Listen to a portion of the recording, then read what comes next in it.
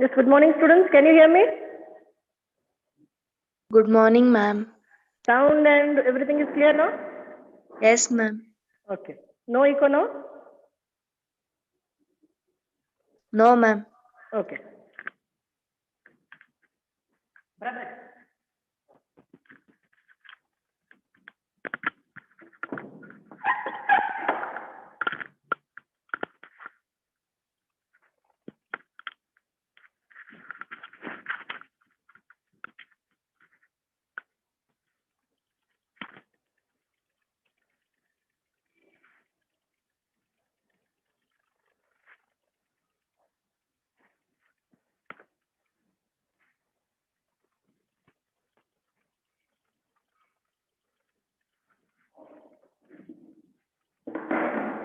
Okay, once again, good morning, students.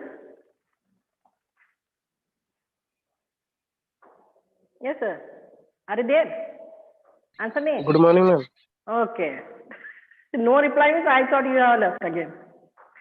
So today we'll study about the Khadin system. Yesterday we studied about the different structures in the different states of India where you can see the utilization or harvesting of the rainwater in different kinds of the structures. And based on the structures, their names, to which state they were belonging. So we have studied about all those things, isn't it? We have made a list of the states and the structures in those states particularly. Yes or not? Yesterday we studied this, no? So among all those structures, Yes, if ma'am. okay, very good. If we go on studying all those structures, it will be a difficult task. Only one of them is there for your syllabus, that in Khazin system, okay? So I am drawing the figure of that itself. It is from which state? Yes, Khadin. Yesterday we studied about the different states and the structures of those states. Yes, Khadin belongs to which state? Yes, students, which state? Rajasthan. Very good. It belongs to Rajasthan. Okay. It belongs to Rajasthan. So this is almost, I think almost it is similar to the textbook's diagram. So this is a Khadin system diagram. Okay. Just a minute.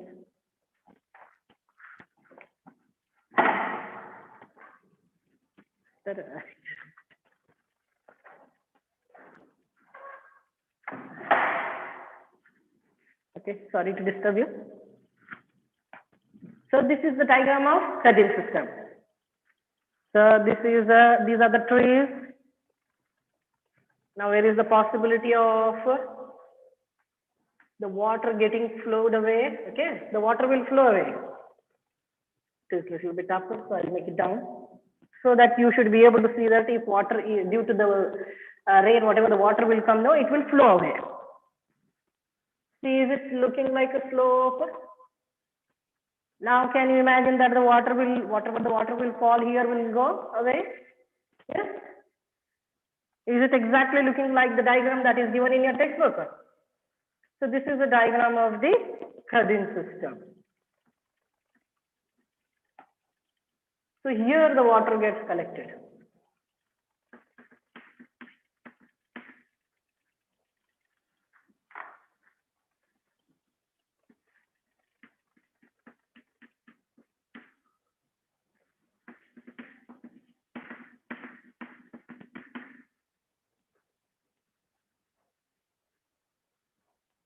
Okay, this is the catchment area.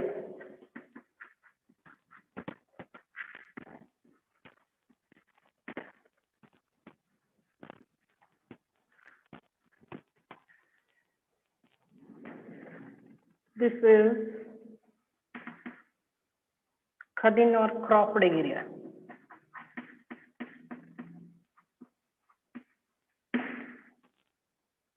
This is a Khadin band.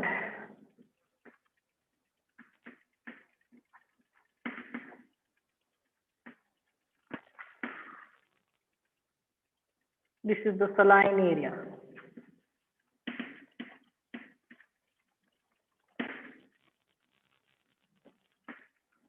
This is a shallow well.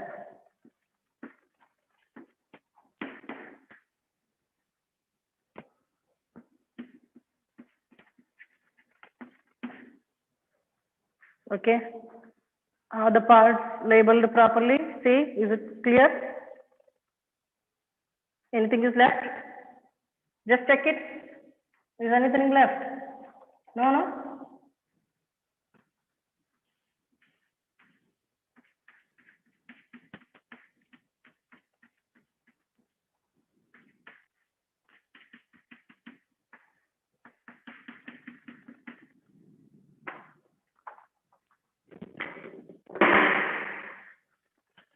So this is the diagram for the Kadin system, okay? This is the actual diagram for the Kadin system, which they used to use in which state? In Rajasthan, okay? Now still also they are in practice in some villages of the Rajasthan. What actually happens here?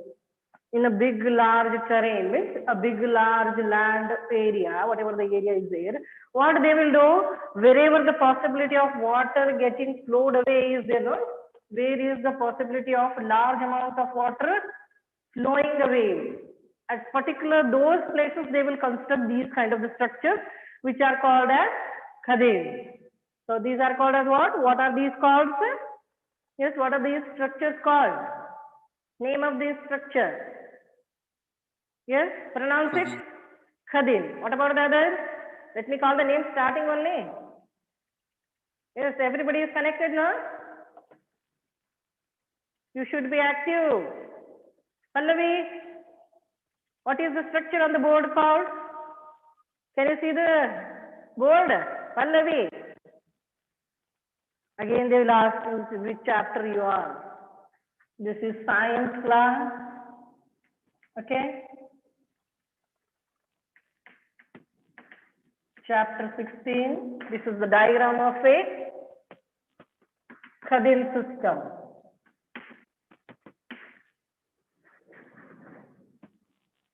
Is it clear what is there on the board? At least now you can understand. This is a science class going on because somebody asked me which was the class going on and which was the chapter. Okay.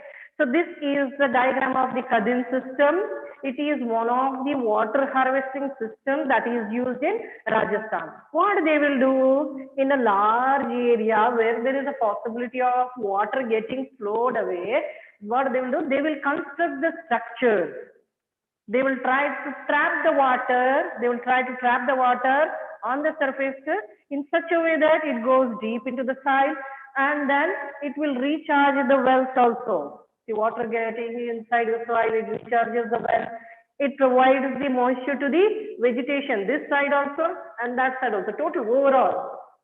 Okay. So what actually is this? It consists of a big large area where there is a possibility of water getting flowing away.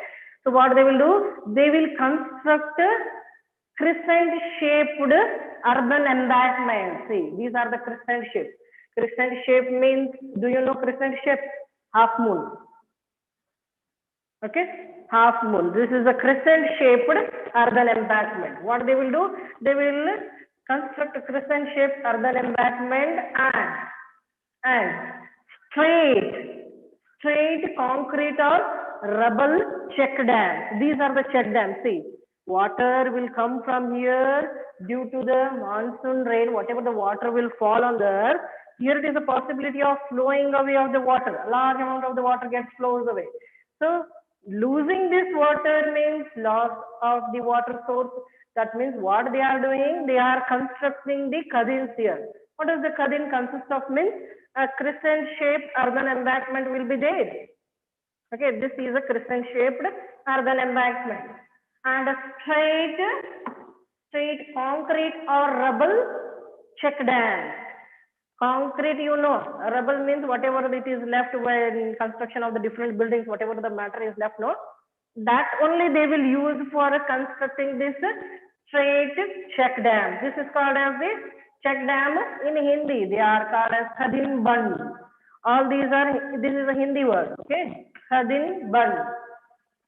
This is a straight check dam which is made up of concrete or rubble check dam. Okay. So after this, what will happen when there is a rain? When there are monsoon rains are there, all the water due to the rain gets collected where? These are built where? Where are these built? First of all, these are built across the seasonally flooded gullies. That only I am saying you, where there is a possibility of water getting flooded away. These are built across the seasonally flooded gullies. Why seasonally? Because it is in the rainy season. Okay, during the monsoons, when the rains come, heavy amount of water is there, that water gets flows away. These are the seasonally flooded gullies where the Khadin dams or Khadin system you can observe, where the Khadin check dams have been built. So what is there means first a crescent shaped earthen embankment will be there and a straight concrete or rubble check dam will be there. These are built where? Where are these built? These are built across the seasonally flooded gullies. Okay, seasonally flooded gullies. So what is the main thing? When the rain showers, all the water gets collected in this earthen embankment. Okay, on the left side of what?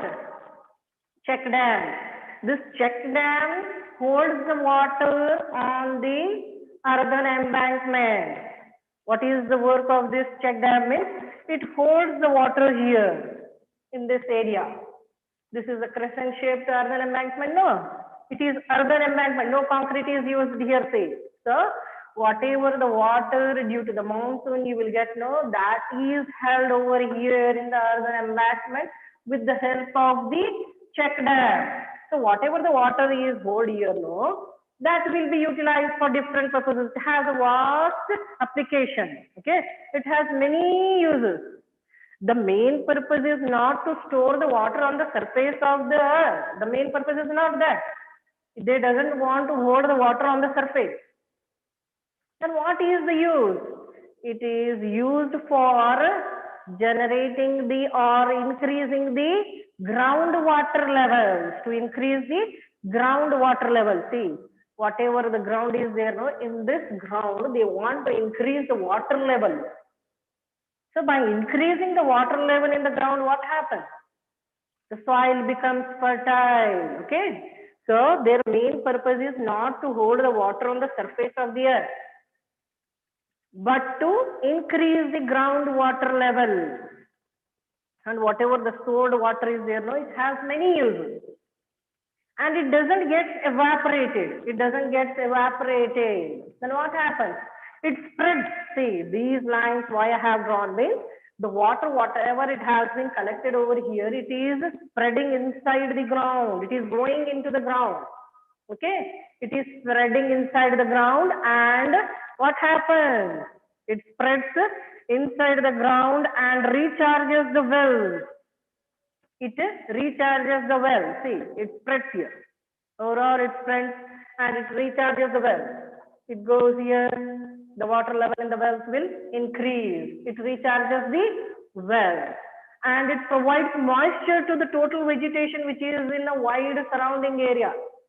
Whatever the vegetation is there, no, surrounding these khadins, it provides the moisture for those vegetation. That means whatever the crops or the plants are there, they will be very well cultivated over the region which is near the khadins. Okay. So what is the main reason? The main aim is not to collect the water on the surface of the earth. Then what is the main aim? To generate or to increase the groundwater level. The main purpose is to, what is the main purpose? Yes, what is the main purpose? To increase the groundwater level. To increase the groundwater level. And it has many uses. It doesn't get evaporated. Why it doesn't get evaporated? Because whatever the water is collected here, no, it spreads inside. It spreads here only. Inside the ground it spreads and it recharges the well. And if big structures are there, if these earthen embankments are very big in size, then whatever the monsoon rain will give the water, no, whatever the water is collected over here due to the monsoon rains, that will remain for 1 year. That will remain for 1 year. If it is a very big structure, if it is a big large structure, then the water remains there for nearly 1 year. Otherwise, only 6 months or less than that. Based on the size of these Khadin earthen embankments depends on that how much time the water remains there. If it is a big large structure, it will remain for 1 year. If it is a smaller one, it remains for 6 months or less than that. Okay. So the water here spreads and recharges the wells also. Whatever the water is spreading, it provides moisture to the vegetation to a wide area nearer to this khadin. And it doesn't provide any breeding grounds for the mosquitoes. As you can see in the other open water sources like ponds and lakes. Okay, it doesn't provide the breeding grounds for the mosquitoes. It doesn't provide the breeding grounds for the mosquitoes because the water is not stored here. The main aim is not to store here. It spreads here. It goes deep inside the earth. And wherever the water sources are there, no, it recharges them. The water level increases. It will never come down. Maybe at a certain condition wherever where you have not got very short rainy days. At that time it may come down, but usually it recharges these shallow dug wells. And whatever the water spreads, it also provides the moisture to the vegetation. And since it is not held at the surface of the earth, it doesn't provide any breeding grounds for the mosquitoes, as you can see in the case of the ponds and lakes, artificial ponds and lakes that you are being seen in the different states, other examples in the different states. There is a possibility of getting mosquitoes. Okay, they provide the breeding ground for the mosquitoes, but here it is not because water is going inside continuously. So it doesn't provide the breeding ground for the mosquitoes. And another thing, what is the thing is the water doesn't get polluted because water is going inside the ground, isn't it? So water is continuously, it is spreading inside the ground, means there is no chance of getting this water polluted due to the unusual activities of the humans or the animals. So this is the purest form of the water that you can see. It is going inside the ground. The groundwater level is increasing. That means there is no chance of this water getting polluted by the human activities. So did you understand about the Khadin system? What they will do actually in the Khadin system? Yes? Anybody any doubt in this? No, ma'am. So what they will do, wherever there is a possibility of seasonally flooded gullies, they are there, no? There they will build this Khadin system. So what do you mean by Khadin system actually means? There will be a structures like crescent shaped earthen embankments. The shape of the Khadins will be crescent shaped earthen embankments, and they will construct a straight concrete rubble check dam. Across the seasonally flooded gullies, they will construct this straight concrete or rubble check dam. Okay, if they are constructing this check dams, that means they are holding the water in these crescent shaped earthen embankments. Whatever the water you are getting due to the monsoon rain, no, that will flow in these seasonally gullies. When the water flows in these gullies, due to this check dam, it is held here only. The water gets held here itself. That means there is no chance of the water going away. If it is overflow, it will go from us.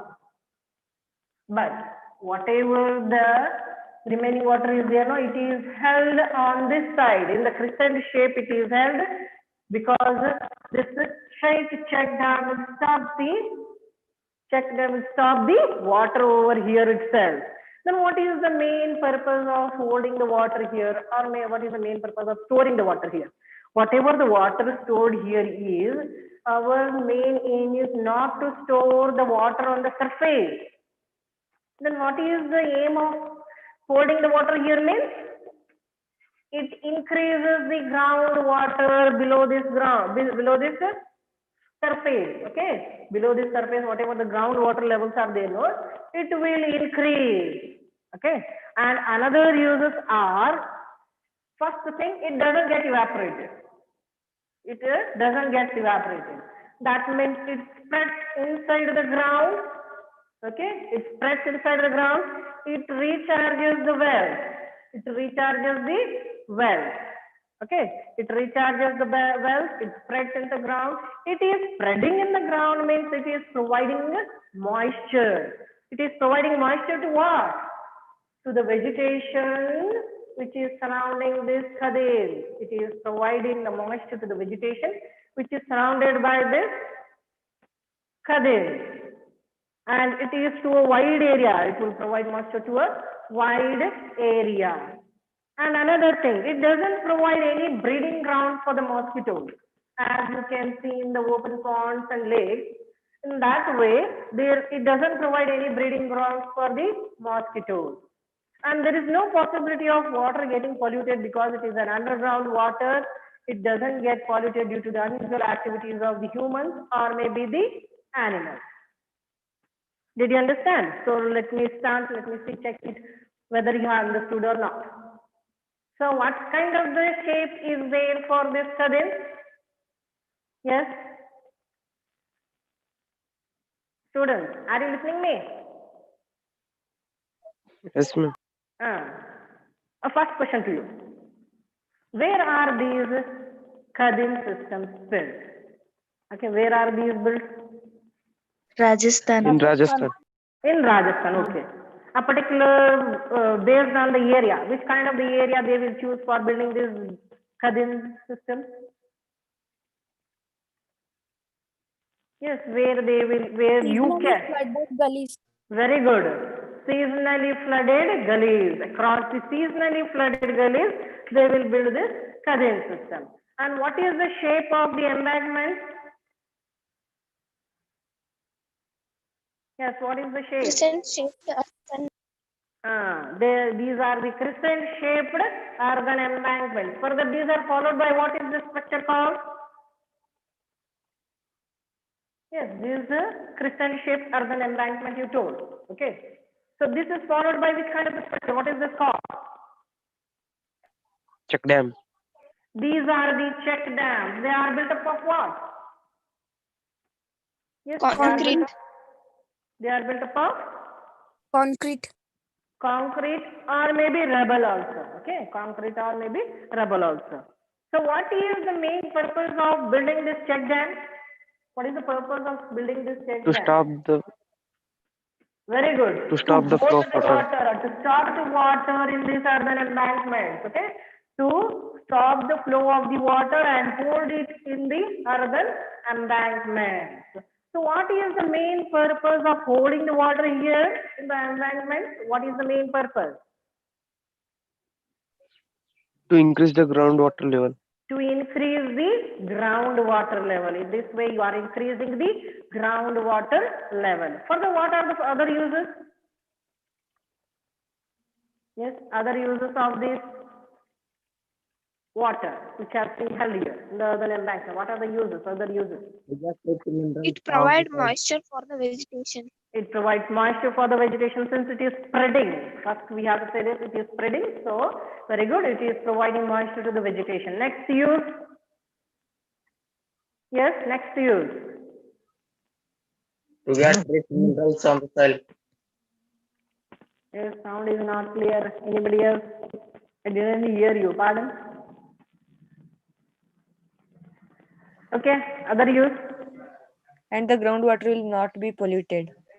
Okay, well, very good. Groundwater will not get be polluted. Another thing. Yes, what happened? It recharges the wells. Very good. It recharges the well. Okay, this recharges the well. Does it get evaporated? No, ma'am. No, ma'am. It doesn't get evaporated. And does it provide any breeding ground for the mosquitoes? No, ma'am. No. So these are the thing what happens in the Kadin system. Anybody any doubt in this? No, ma'am. So let us go to the next concept. Next one is, up to now we studied about the conservation and sustainable management of the different natural resources like forest. Yes, yes. Which were the resources that we have studied about whose management? Can you list in this? chapter, we studied about the conservation and sustainable management of some natural resources. Which are those? Yes. You didn't study anything else? Yes. Which are the natural resources about which you studied how to conserve them, how to manage them?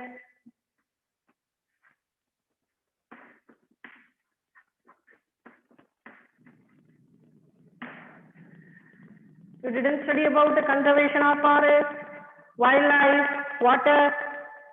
You have studied, no? Up to now, we studied about the conservation and sustainable management of these natural resources only. But there we have studied about these two resources also. Where you have studied about these two resources? You have also studied about these resources, and these are very important to you. Isn't it? Without a vehicle, can you move from one place to another place? Yes? Students, can you move from one place to the another place without a vehicle? You can come by walk from Salodgi to the school, those who are in Salodgi. Okay, let it be Salodgi you do. Those who are in Indi only. Can you come by walk to the school daily? No, ma'am. No, no. Naturally, you need a vehicle and vehicle run by itself. What is the fuel needed in vehicle? Petrol or diesel. Petrol or diesel. So naturally, you are using the petroleum product. So up to now, we studied about the conservation and sustainable management of the natural resources like forest, wildlife, water. But these are also the sources of the energy for about which we have to think it over, because these are very important for our life. We should think about conserving this, and we should think about the management of these resources also, isn't it? And due to the industrial revolution, you have studied that coal has a great demand in industries. Coal has a great demand because whatever the products we are using for completion of our basic requirements, everything, all those things will come from the industry itself. Each and everything, see on your body at least, from top to bottom, whatever you are using, no, all those comes from the factories or the industries, and these require the coal as the main source of energy over there. So that means coal is in a great demand. And how these coal and petroleum, we told about the petroleum also. We cannot imagine the life without the petroleum products also. The best example I gave you, vehicle. And there are many such examples where you cannot imagine your life without the use of these two things. Whatever the goods you are using, they are coming from the industries, and industries need the coal, and as well as some of them need the petroleum also. So altogether, these are the sources which are very important. These are also the sources which are very important, and we have to think about the conservation and management of the resources. If you want to think about the conservation and management of the resources, first we have to see from where do we get, how are these obtained. So how are these obtained? These are obtained by the degradation of the biomass, and that degradation of the biomass requires millions of years. See, these products you are getting after the degradation of millions of years. And how much time is required to exploit them? How much time is required to exploit them? And at the present rate, if you think, how much time do you require to exploit them? Do you need millions of years to exploit them? No. Within a short time, you will exploit them. So, how are they formed? They are formed by the degradation of biomass. Okay. And that too, degradation for how many years? Millions of years. Okay. Millions of years. See, if you are getting these products after the process of millions of years, then it is very, very, very important to think about the conservation of these things. It's very important because we are in need of all these products also. These are the two sources of energy which are very important for us. And we should think about the conservation and sustainable management of these also. And since they are formed after the degradation of the biomass over millions of years, it is very important to think about the management of these things, isn't it? And at the present rate, if you see, you are continuously utilizing them for your benefit at a very high rate, isn't it? You are using it at a very high rate. See, and these are exhaustible resources. They are formed by the process of millions of years of degradation means these are the exhaustible resources, and at the rate at which you are using at the today's time, you will be able to see the petroleum for next 40 years and coal for 200 years. If this is the thing, petrol will last for, see, petroleum products. This will last for next 40 years and coal will last for next 200 years. This is the research which is explaining us that if the rate at which we are using these sources today, if we continue the use of these sources in the same rate, then we will be able to see the petroleum products for the next 40 years itself. After that, no petrol. No petrol on the earth. The petrol wells, all the oil wells will dry away. So you will be able to see the petroleum products for the next 40 years itself. After that, maybe your grandson will ask you, what do you mean by petrol, Tata? Then what you say? If you are using this petroleum product in such a way, then after the 40 years, that means you will become 50 years older. Then your grandson will ask, what do you mean by petrol? Have you seen it? Isn't it? So if we won't think about the conservation and sustainable management of these resources, naturally one day your grandson will ask you. So don't want that. You don't want to face that situation. Means everybody, not only you, everybody should think over the sustainable management and conservation of these resources. If we are using in the same rate at whatever we are following in the present rate, then the petroleum will last for 40 years and coal will last for 20 years. And apart from that, we are saying that these are formed by the degradation of the biomass. These contains what? Carbon, hydrogen, oxygen, nitrogen, and sulfur. What is contained in it? These products contain carbon, okay, hydrogen, nitrogen, sulfur, not oxygen, okay. We have to carbon, hydrogen, nitrogen, and sulfur. And when these are burnt, naturally coal means it is burnt everywhere, isn't it? If we are utilizing the source as coal, it is burnt. When the combustion takes place, when the burning happens, what are the products that you are going to obtain? After the burning process or after the combustion process, these are the things which are there in these products. So, coal and petroleum contains carbon, hydrogen, nitrogen, and sulfur. So, after the combustion process, what do you get? Carbon dioxide you'll get, okay? Carbon dioxide you'll get, water you'll get, nitrogen oxide, and sulfur oxide, okay? These are the things that you are going to get.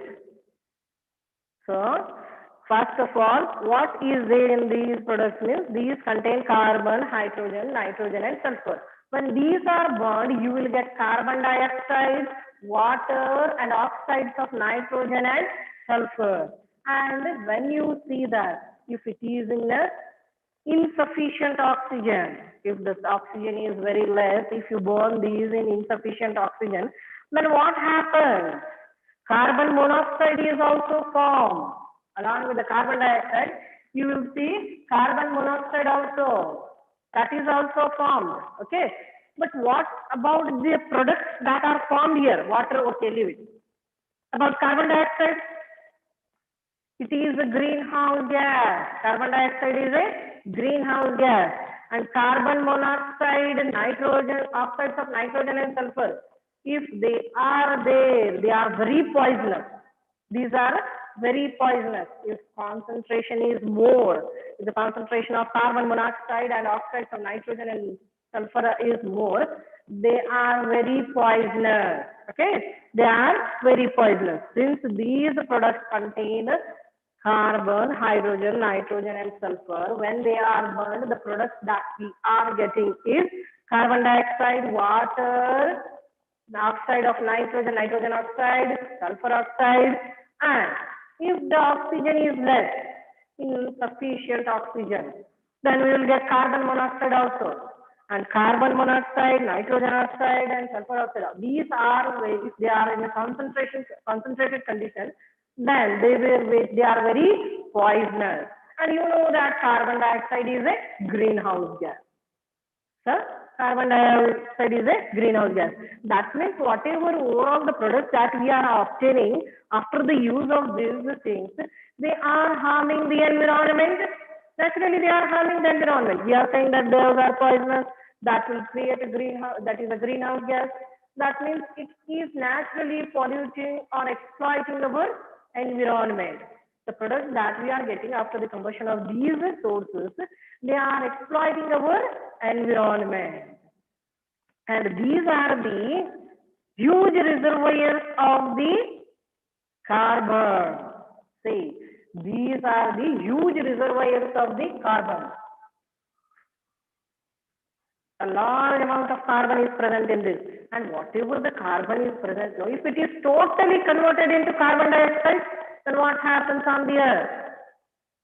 If total carbon present in these two forms, in these two things, is converted into carbon dioxide, then that leads to the global warming. That leads to the global warming. Naturally, it is exploiting our environment, contaminating our environment. So it is very important to think over the management of these sources. Okay, so let us come to sum it up. So what about the coal and petroleum? Is coal used anywhere? Where you can see the use of the coal? Yes. Where is coal used? Where it has great demand? Yes. Where is coal used? Ma'am, in factories. In factories. That is, it has an industrial use, a vast industrial use. Coal has a vast industrial use. And what about the petroleum? Can you say me some of the uses of the petroleum? Yes, uses of petroleum. To run the vehicle. To run the vehicle, the most easiest example is run the vehicle. So how are these formed? Coal and petroleum, how are these formed? Yes, how By are these? decomposition of metal. Okay, by decomposition of matter. Which kind of the matter you say? Which kind of the matter?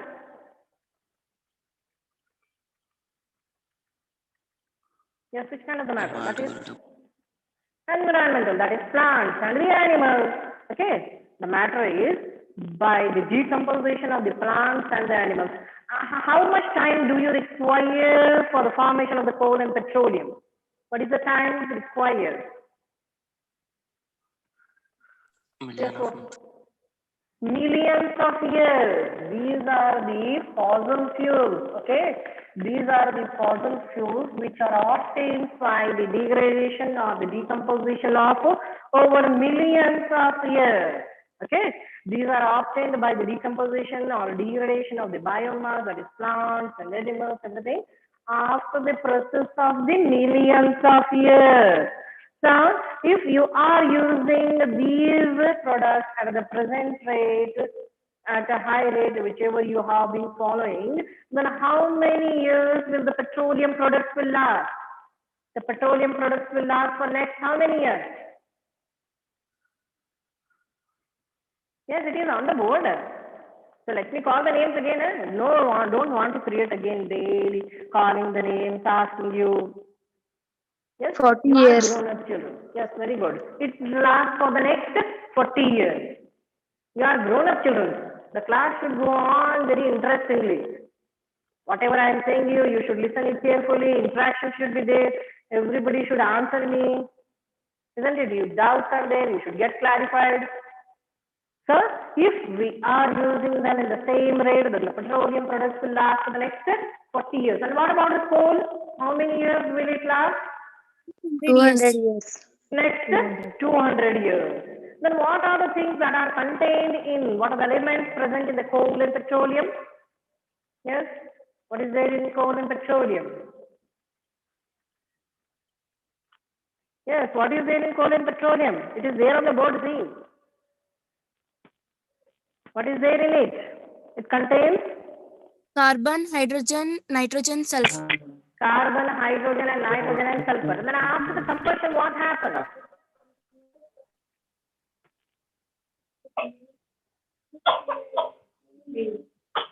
Yes, after the combustion, what happens? What are the products that you are going to get after the combustion of these coal and petroleum products? What are the products that you can get? Yes, I am unable Carbon to- dioxide, carbon Yes, monoxide, carbon nitrogen dioxide. oxide, Very sulfur good. oxide. Next.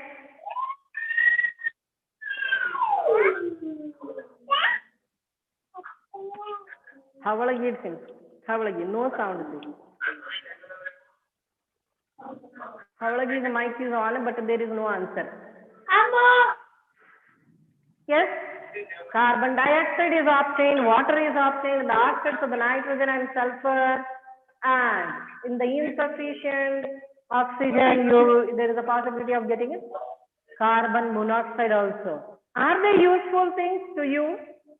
Do you think that these are the useful products for the environment? No, ma'am. No, these are not the useful products for the environment. Leave water, think about the other products. Carbon dioxide. Yes, Havalagi, off your mic. You are disturbing.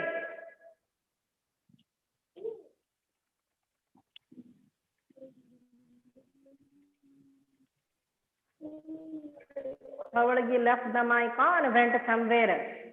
Where? We don't know. So let us come to the study. Leave it. Say, whatever the products are obtained, no, carbon dioxide, oxides of nitrogen, sulfur, and carbon monoxide, all these are very harmful for the environment. Okay. So let us come to the carbon dioxide. What it is called? Carbon dioxide. It is called as, yes, it is called as which one of the gas? Greenhouse gas. It is called as the greenhouse gas.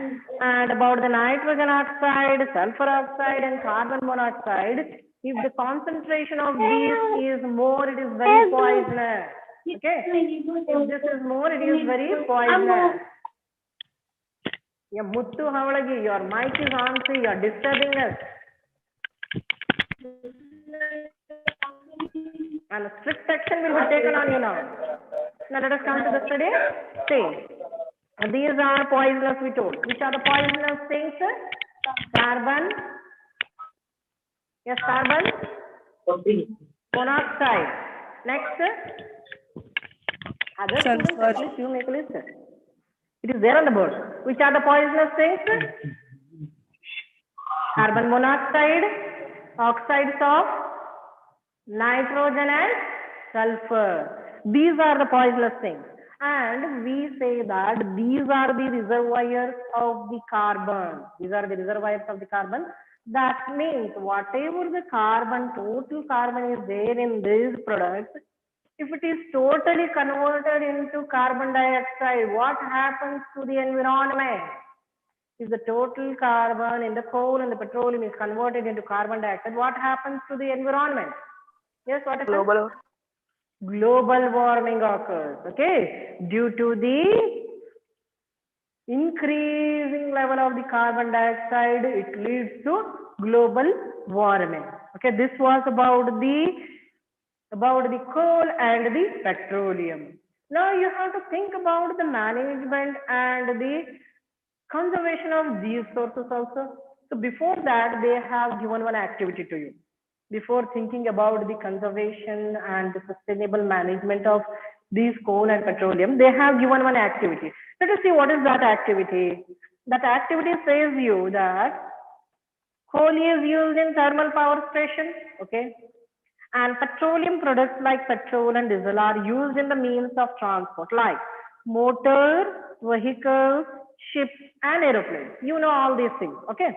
So we cannot really imagine life without a number of electrical appliances and constant use of transportation. We cannot imagine that. In the starting only I told you. Can you come by walk to the school? You cannot imagine your life without a vehicle where the vehicle requires the petroleum product. Okay. So next thing.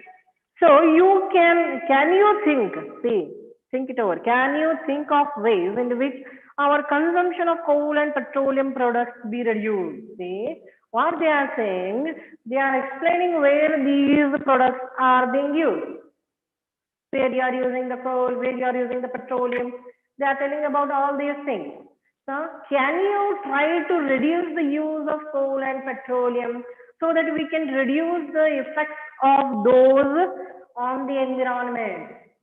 If we are reducing the use of coal and petroleum, we can reduce the bad effects of the products formed by the combustion of these two on our environment. So since these are leading to the environmental pollution means we should search an alternative for these coal and petroleum, isn't it? We should search an alternative. Instead of coal, what we can use, instead of petroleum, what we can use. We have to search an alternative for this coal as well as petroleum. That only they are telling you, can you reduce the use of these two things? Instead of these things, what you can use? They are telling you to make a list. So in the activity, they are telling you the uses of coal and petroleum are these things. So if you want to reduce the pollution or the exploitation of the environment due to the use of these two things, and if you want to conserve these sources for the future generation and conserve them for your future generation, then you have to search and supplement for these two sources. So what are the ways by which you can reduce the use of these sources? And in which way you can save them for the next generation? So what are the things? They are telling you to make a list of the things where you can reduce the use, and instead of this, what you can use. Okay, you have to make a list. This is an activity that is explaining you about the use of these sources, and instead of these sources, what is the supplementary source that you are using to reduce the use of this coal and petroleum? So you have to make a list. Did you understand what you have to do in the activity? Has anybody any doubt about the activity or any doubt about this explanation? Yes, anybody? Is it clear? Yes, No doubt, ma'am. sir? Yes, ma'am. You have to make a list where you can reduce this, and instead of this, what you can use. But they have given themselves there only. Down you see some simple choices you can make. They have given some choices there only, and they have told to see the advantages and disadvantages. They have given some of the choices there where you can reduce the use of petroleum and coal. They have given some examples. Below that activity, they have given some examples where you can see that these coal and petroleum can be used less, or you can reduce the use of these two things. And instead of these two things, what are the alternatives that they have searched? Let us see. So what they have told there, instead of going by personal vehicle, that means if there is a multi-storied building, okay, everybody wants to go to their office.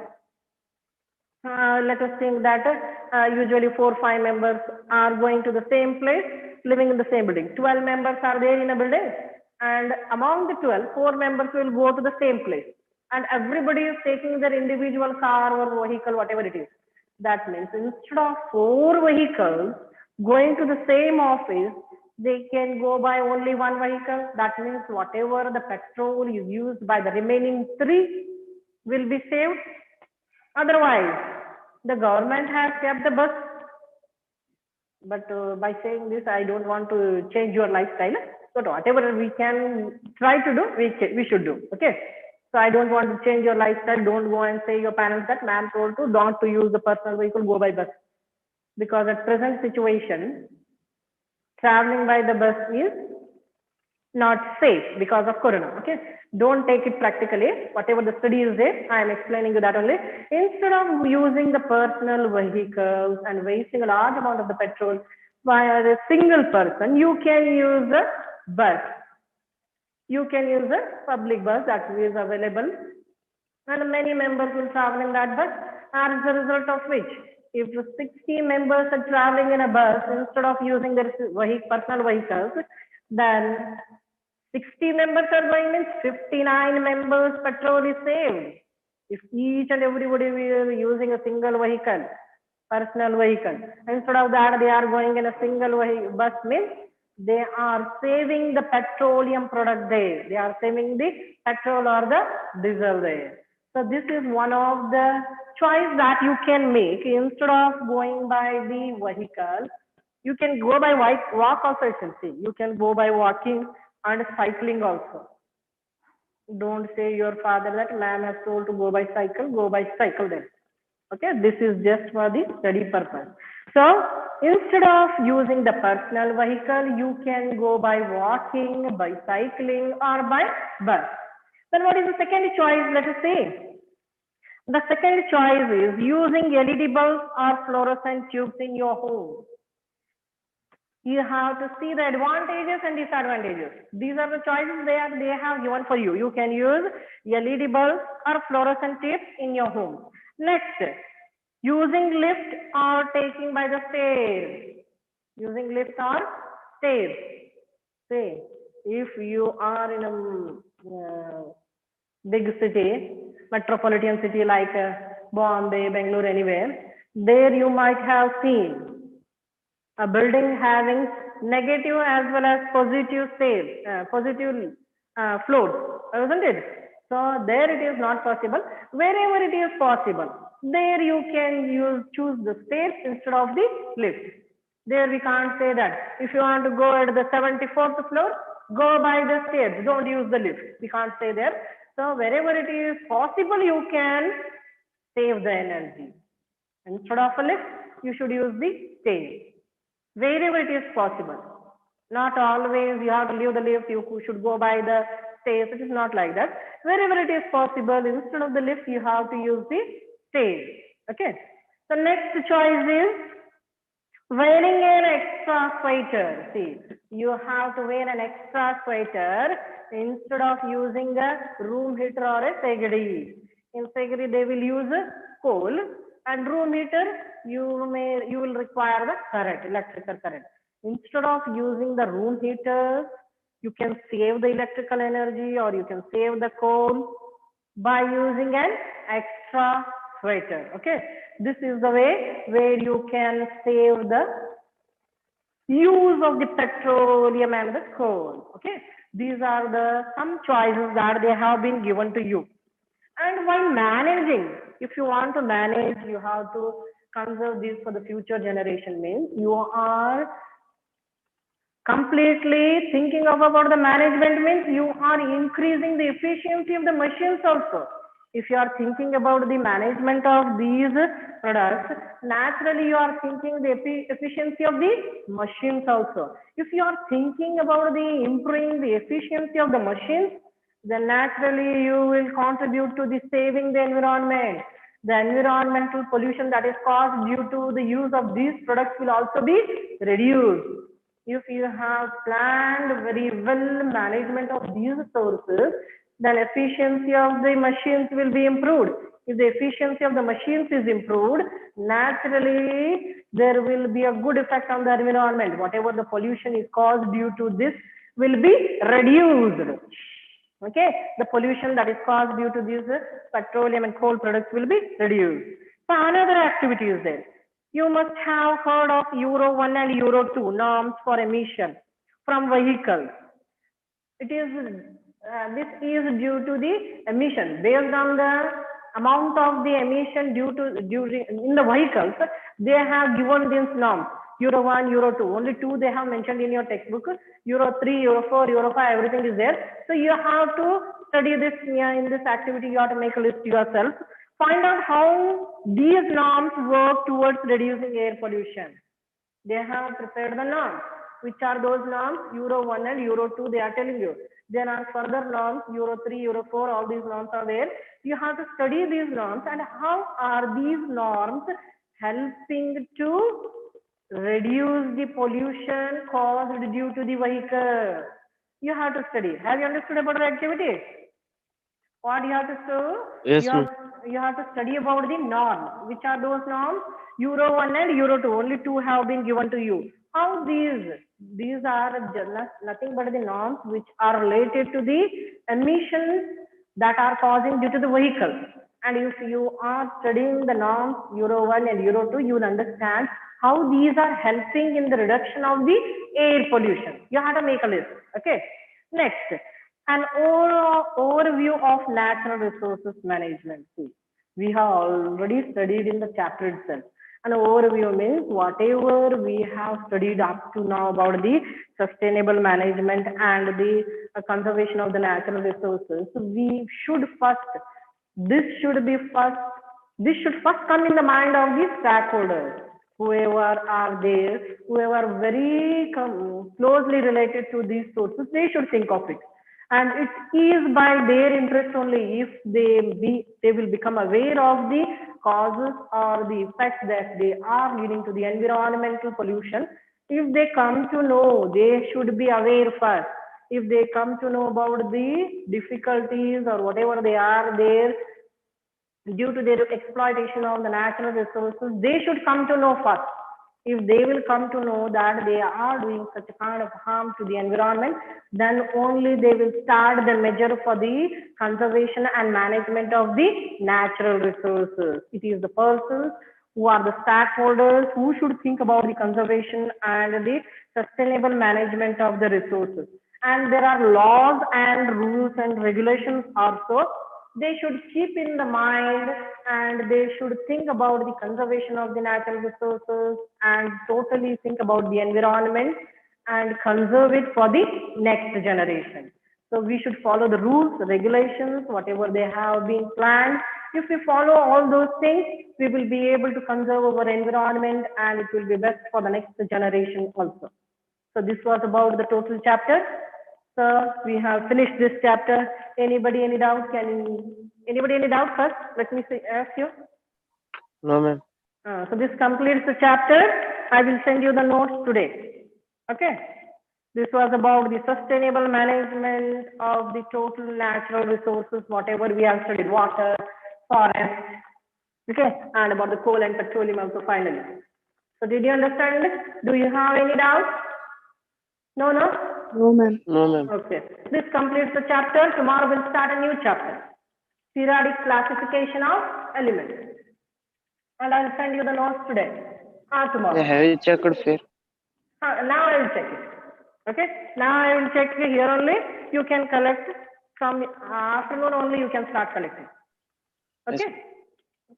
And those who are not given, a strict action will be taken on you. Be careful. During the time of the exam, you'll face a large number of difficulties. Thanks for the class.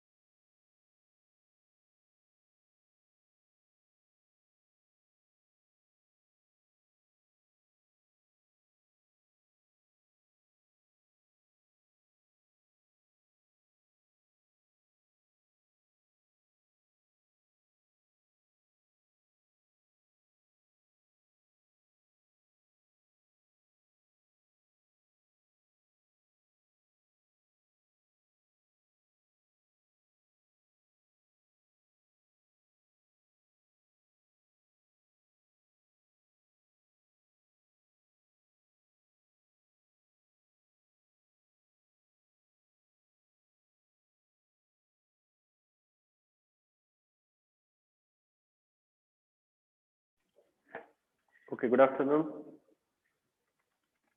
Good afternoon, sir. Thank you. Okay, so this is the third day of the seminar. So today we are having Abhilash Paswadi with us. Okay, uh, so he is going to present a seminar on Louis Pasteur, Conqueror of Diseases, which is written by E.H. Cortez.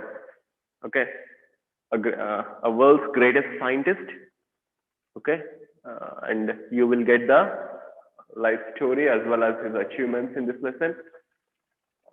But see, so numbers of the students were less, so just a little bit, tell your friends to attend their classes. Okay, now you will get the sound of a blush pasodi.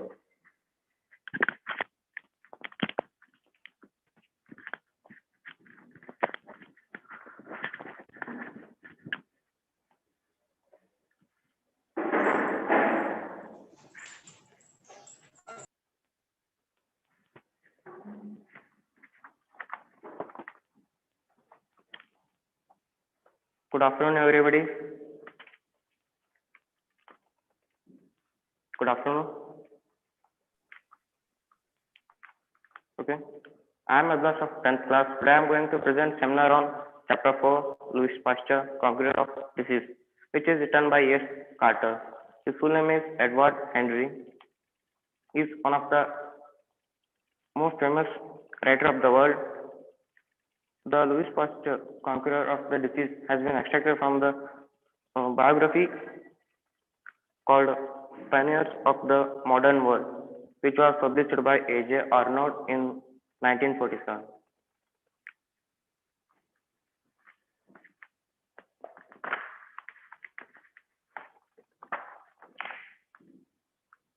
Okay, today we have a chapter called Louis Pasteur, Conqueror of Disease, which is written by A.S. Carter. In this chapter, we are going to learn about the world's most famous conqueror scientist, who is called as Louis Pasteur. So let us know about his life.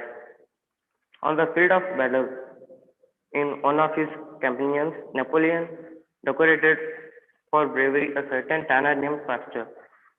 This brave soldier had an equal brave son called Louis Pasteur. He was born 7 years after the Waterloo. He was not a soldier, but he was a fighter. In the first paragraph, you will see the battle was going between in the European continent. It was fought between the French and the European other powerful countries. The Louis Pasteur was born after 7 years of the Waterloo battle, and Napoleon Bonaparte, he was the commander of the French army. He is very famous for his bravery. In his army, Louis Pasteur's father was working. He had a son called as Louis Pasteur. He is called as a great warrior or a fighter. He was not so interested in battlefield, but then also he is called as fighter because of his interest in chemistry. He worked for the society till his last breath. He wanted to contribute something to his country before he leaves this earth. So let's see about what is there in second paragraph. He fought disease. He devoted his life to study of what we sometimes call germs, when men of science call bacteria, a Greek word meaning little rods. Bacteria are vegetable organisms, little rod-shaped plants which exist in the air, water and soil, and in the bodies of animals and plants. Some but not all are the causes of disease. Some convert matter into food particles for plants. The second paragraph, as I told you, he was not interested in battlefield, but he concave in the chemistry field. He studied a lot about bacteria, which is called as the Greek word bacteria, which means a little dots. As you know, Greek were the first among all the fields. The bacteria in Greek it is called as little dots. We can see bacteria everywhere surrounding us. The bacteria present in three states of all the three states of matter. Even in animals and plants also have bacteria. Some of the bacteria are useful while some of the others are harmful to our health. And bacteria also helps the matter to convert as food particles for the plant. Let's see the third para. Louis Pasteur had a very busy and interesting life. He not only made some exciting discoveries about germs, but he was able to use his discoveries in very partial ways. He worked hard in his laboratory with test tubes and all kinds of experiments, but nearly all the time he was working to help people who were suffering in some special way from disease. Among the people whom Pasteur was able to help were brewers, breeders of silkworms, and cow keepers, all of whom were trying to carry important industries in France. Pasteur was always very proud of being able to help his country in this way. As a scientist, Louis Pasteur was having a very interesting and adventurous life. He used to work very hard for his country. He used to make some unique discoveries about germs and other things. He also conducts the experiments in very different way. He used to work very hard in laboratory with the test tubes and the equipments which are present in the laboratory. His main aim was to help the people. He does this job because he wanted to help his country or the people. He didn't give his best to work for his personal gains or his personality. The people who were helped by the Louis Pasteur were brewers. The brewers were the persons who used to work in the wine factory, breeders of silkworm who used to take care of sericulture, and cow keepers. As these three main workers were the backbone of the French country because they used to run the big industries of the French, which were very important for the economic growth of the French.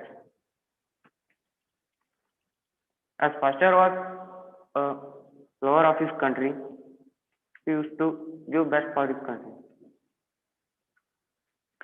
Let's study where Louis Pasteur was born. Louis Pasteur, born in a little French country town, was interested in chemistry when he was very young. After studying hard in Paris and showing great promise, he began to teach and lecture as professor of chemistry. He became a professor at Strasbourg in Alsace, and he married a wife who was always to be his closest companion and assistant. Louis Pasteur, born in the country French, and during his childhood he used to take or give more interest in chemistry, and he wanted to achieve something new in the field of chemistry. As he studied hard for his better future, he showed great promise in his studies. After completion of study in Paris, he began to teach lecture as professor of chemistry. He became a professor at Strasbourg in Alsace, and he married a wife who was very closest and also assistant of him. The Pasteur was deeply interested in all the new experiments that were being made in chemistry and decided to solve some difficult problems that were worrying chemists and other scientists. Sometimes about one of his difficulties. Sometimes he used to sit for hours quite silent and motionless, thinking hard about one of his difficulties. He found this the easiest way to solve a problem, and when he thought of a solution, his kind, tried looking face would brighten with pleasure and excitement. He would rush round to tell his discovery to his wife and to others who were helping him. Pasteur used to sit very silently and motionlessly during his discovery, and he thought that it is one of the easiest way to keep the concentration. And Pasteur used to decide that he wanted to take such a task which was very difficult for others to solve the problem.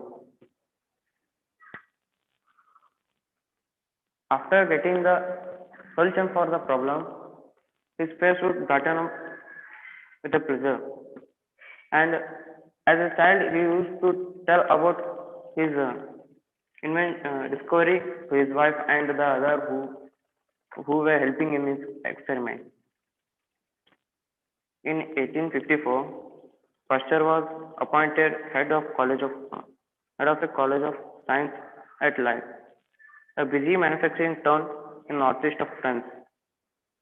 He was pleased about this because he always felt that trades and industries could be helped very much by the researches of men of science.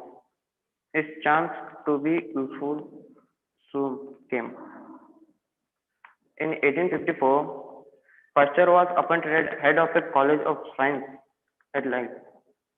It was one of the most busiest manufacturing place in France. It is located in the northeast of the France. He pleased about this.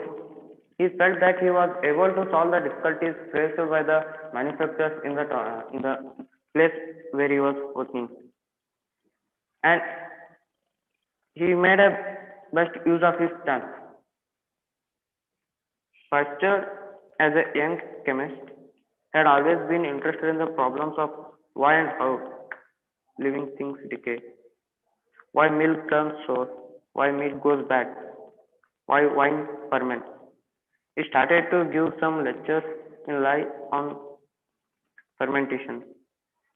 One of the chief industries in Lille was the manufacture of alcohol from the beetroot. He was fortunate in being able to carry out experiments in some of the breweries. One manufacturer consulted Pasteur about his beer, which was turning out badly, and Pasteur, by helping this brewer, managed to discover all sorts of things that he did not know before about yeast. Yeast is used to make beer foam and bread rise up lightly. Pasteur became certain that yeast was alive, made up of tiny living cells. When these cells were healthy, the yeast acted well, but if they were diseased, the yeast and the beer went wrong. As Pasteur was a young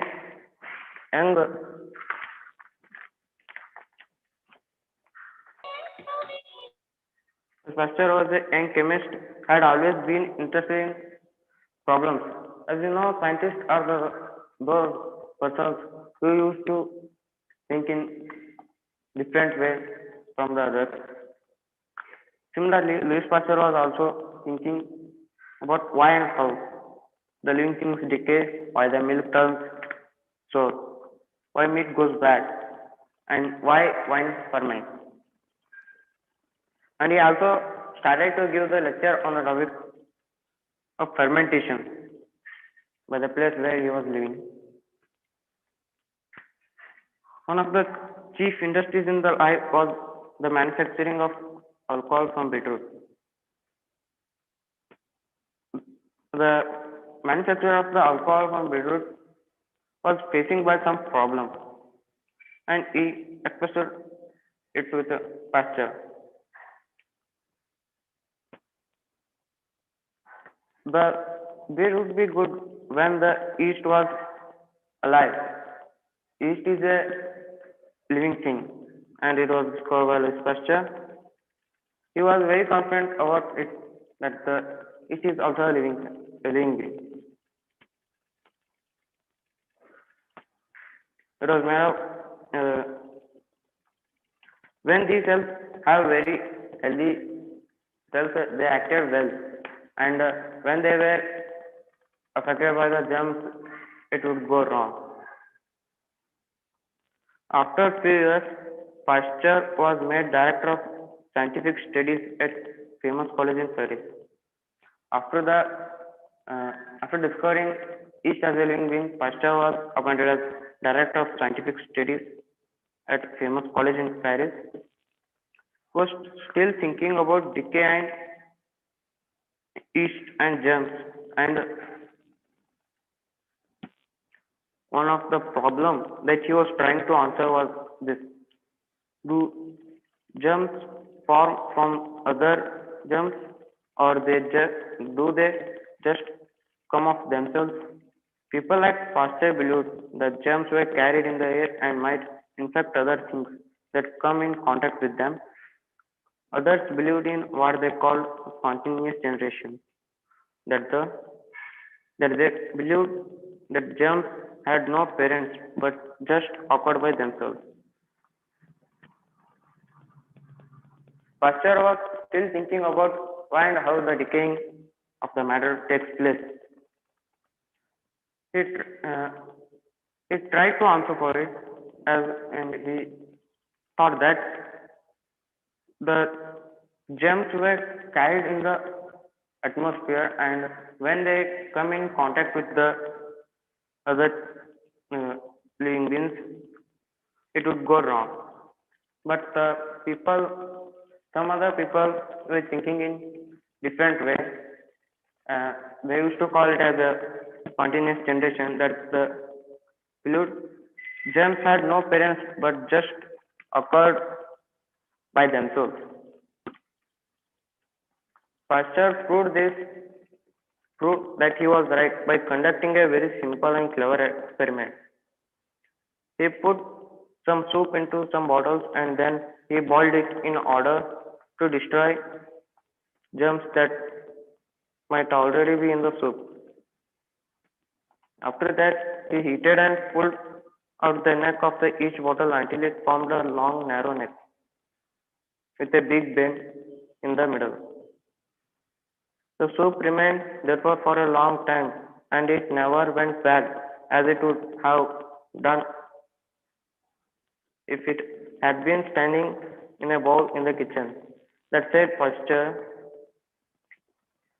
is because there are no parent germs in the soup, and they cannot reach it because of the bend in the long tube. So he took one of the bottles and split a little of the soup down the tube so that it settled in the bend. The soup went bad. We often speak of dust traps.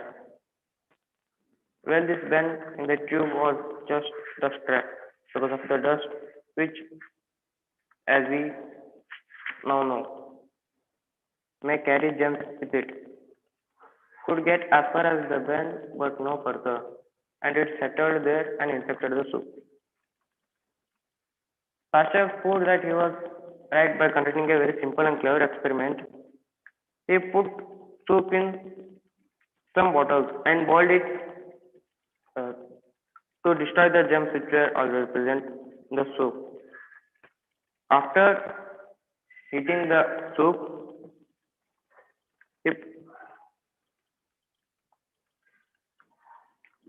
he heated up and pulled out the neck of each bottle to a long narrow neck with a big bend.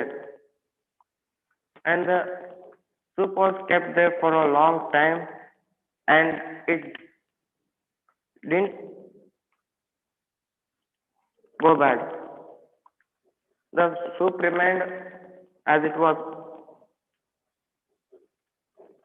but after the pasture made a hole, a break at the bend, the dust particles which were in the atmosphere were settled in the long narrow neck so that the soup started to get destroyed by the germs present in the atmosphere.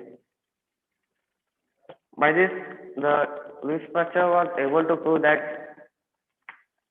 germs were carried in the atmosphere. This is the this is only one of many hundred of experiments which Pasteur made to show how full of the air of dust particles and germs may be carried by this dust. One very useful experiment was made to show the difference between the pure and the stale air. Pasteur again filled some bottles with soup. He took some into a little hotel room where the air hardly ever changed, broke their neck off so that the air could enter freely, and after a few minutes filled them up again. He then took some bottles into a field nearby and did the same with them. Finally, he opened some on the top of a hill mountain, again sealed the bottles. What was the result when the X came? Example. The bottles opened in the hotel room were full of soup, which had gone completely moldy. The bottles opened in the field were moldy but not quite as bad. Those opened in the mountain had no germs in them. Louis Pasteur again conducted the same experiment but in different places. First, Louis Pasteur filled a bottle with soup and kept it in a hotel room. It was very difficult to get the fresh air in the room. He broke the bottle to enter the air freely in the soup and he sealed it. In the same way, he does his job at the mountain level and in the open area of field. The soup which was kept in the hotel room went bad or moldy. The bottles which were on the mountain and in the field were the bottle which was in the field went moldy but not so as it was with the hotel soup. And the soup which was in the mountain on the top of the mountain was fresh. It didn't get infected by the germs. The air used to change every time. Nowadays, we pay a great deal of attention to pure air. Open windows to freedom from dust to garden cities. Pasteur was one of the first to show how necessary all these if we are to fight against the germs and disease. Pasteur was the only first person to tell the importance about the fresh air. Nowadays, most of the people are getting disease because of the air pollution. So, Pasteur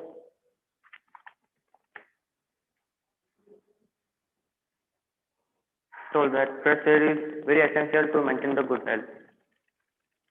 Another very useful discovery of Pasteur while he was working in Paris was the process which we now call upstream pasteurization. Some French wine growers were troubled by a germ which had turned their wine sour.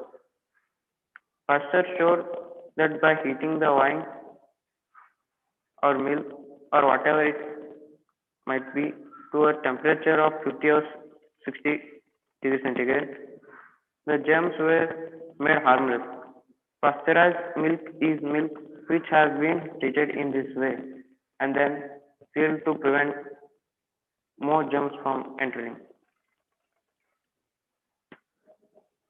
Pasteurization. It is a process which has been discovered by Louis Pasteur. Pasteurization is a process at which a substance which is boiled at 52 centigrade to make the germs harmless. Nowadays, we get milk which is packed. They are able to be fresh till to some time because of the pasteurization process. Louis Pasteur was what he should call an all-round scientist. All the research which he did in his laboratories was meant to help his fellow human beings. It would be impossible to imagine Pasteur experimenting with explosive or poison gas. Pasteur, by his different discoveries, he was called as all-round scientist, and he conducted a very dangerous experiment with the poisonous gas or explosive gases. Pasteur founded the branch of science called bacteriology. The Pasteur founded the field called bacteriology, and he is also called as a father of bacteriology. The bacteriology deals with the study of bacteria, and he showed what a wide range it had by studying the bacteria in all sorts of different activities. For 3 years, he spent all his time and energy in tracking down the cause of disease which had ruined the silicone industry. He believed that most, if not all, infectious diseases were due to certain bacteria. If they got into the blood, multiplied there and caused disease. After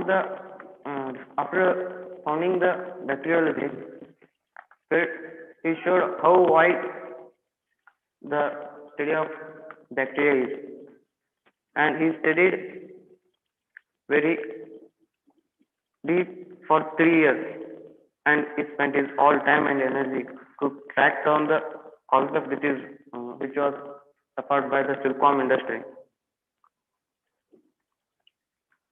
The bacteria would infect the silkworms, and if they come in contact with the blood, they would start to multiply or reproduction, and it causes to the unhealth or a disease. Many other men were working and experimenting against those bacteria which were the enemies of man and which were invisible but present everywhere and always ready to attack. Dr. Jenner in England had already discovered the vaccination for smallpox, but inoculation against the disease had not yet started. As the most of the people were suffering because of this bacteria, as they were very harmful for the human beings. Dr. Jenner of England, he discovered vaccination for smallpox, but he didn't know about it in a thorough manner. Pasteur was trying to discover a cure for terrible disease called anthrax, which men sometimes get from infected shaving brushes, and which was attacking cows and sheep in France and killing them off very quickly. He found out first of all that a cow could not have anthrax twice. Then he began to wonder whether it would not be possible to make a cow and even a man just a little ill with anthrax so that they might not get it again. Perhaps this could be done by giving the cows or sheep very weak old jumps to make them safe or immune for the future. One can imagine how dangerous this idea of doing people jump must have seemed in those days.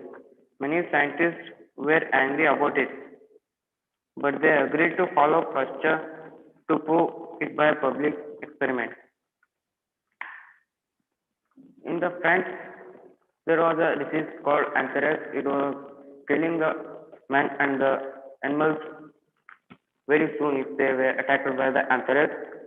To find the solution for this disease, he worked and he first discovered that the cow can't have an anthrax toys. So he decided to immune. He decided to inject the weak germs to the animal or the animal or man who is infected by the anthrax germ, and he conducted conducted it by giving the old or weak germs of anthrax to a group of sheep and cows. It was very dangerous to.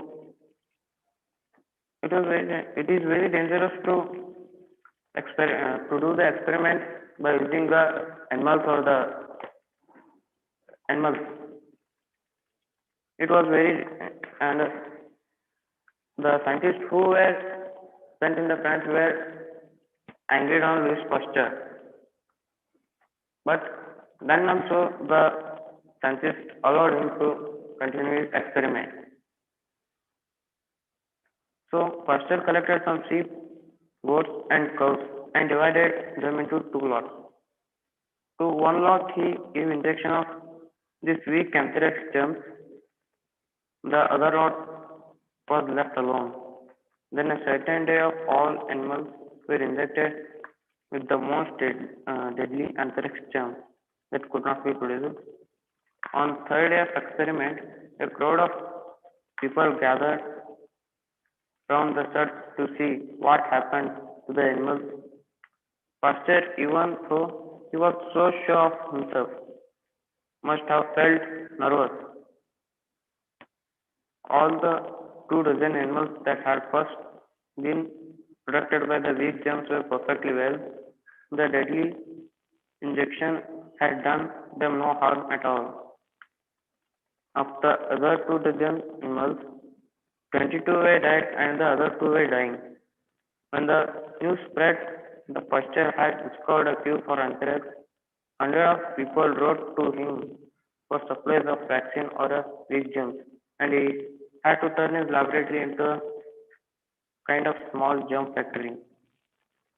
So, to conduct a public experiment, Louis Pasteur collected a group of cows and sheep and goats and divided them into a two lots. 24 of the animals were injected with the weak anthrax germs, and the other two regions were left as they were. On the third day of the experiment, a crowd of people gathered, and they were very excited to see the result.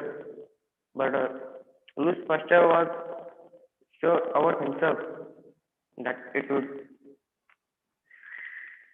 make it stop. And then also, but Louis Pasteur was quite nervous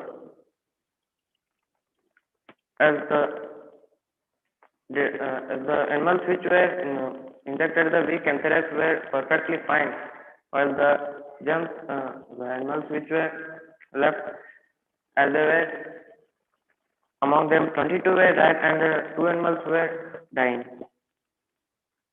As soon as this news spread all around the country, and most of the places of the France ordered for the vaccine, and because of this reason, He converted his laboratory into a small factory for the production of vaccine. Pasteur received many honors from the French government, and in 1881 he came to a big medical congress in London. When he walked down the hall, there was a storm of applause. He looked around, thinking that the chair must be for some royal person.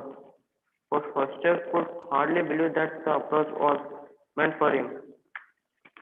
After the discovery of vaccine for anthrax, Pasteur moved to England to a medical congress which was going to held in London.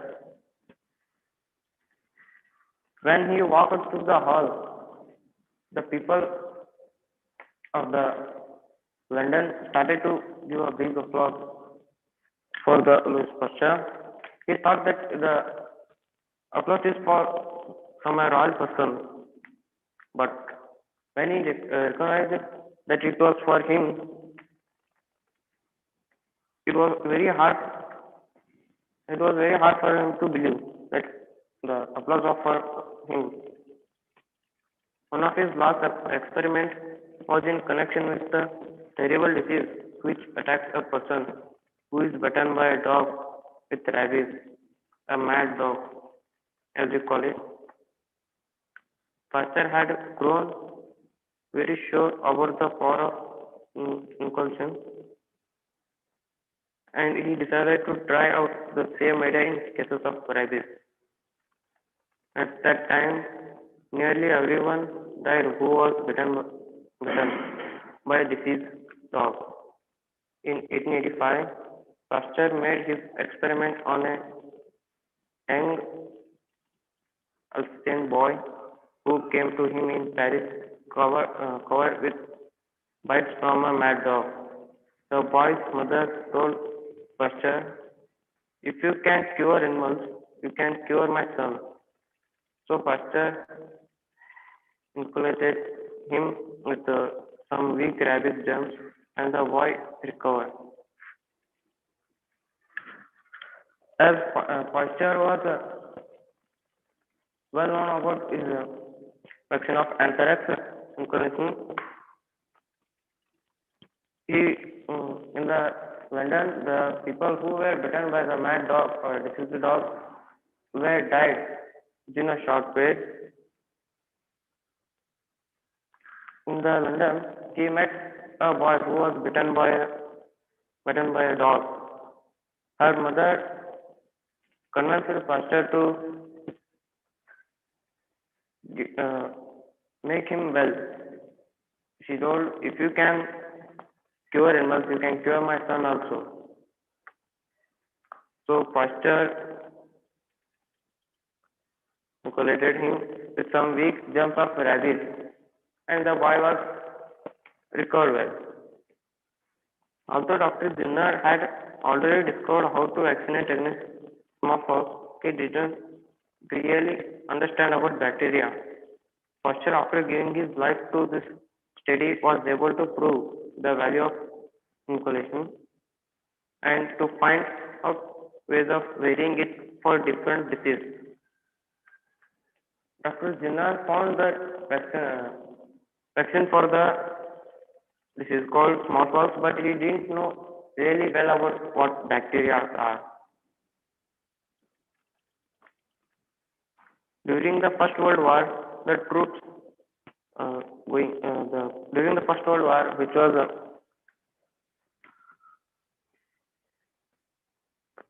during the First World War, which was taken between 1914 to 1919, the troops going abroad were inoculated against such a disease as typhoid and fever, and very low death rate from these illness among the troops, even in unhealthy places, was a great tribute to Pasteur. As Pasteur invented the inoculation, as it was used by the most of the people to get rid of the diseases. And in the First World War, it helped the military or the armies a lot, and the great this great contribute was onto Louis Pasteur. Pasteur's memory is still honored in Institut Pasteur in Paris, which where bacteriology is studied by men of all nations. At the opening of the institution in 1888, Pasteur said, two opposing laws seem to me now in context. The one, a law of blood and death, and opening out each day new methods of destruction, forces nation to be always ready for the battle. The other, a law of peace, work and health, whose only aim is to deliver man from the disaster which surrounded him. The one seeks violent conquest,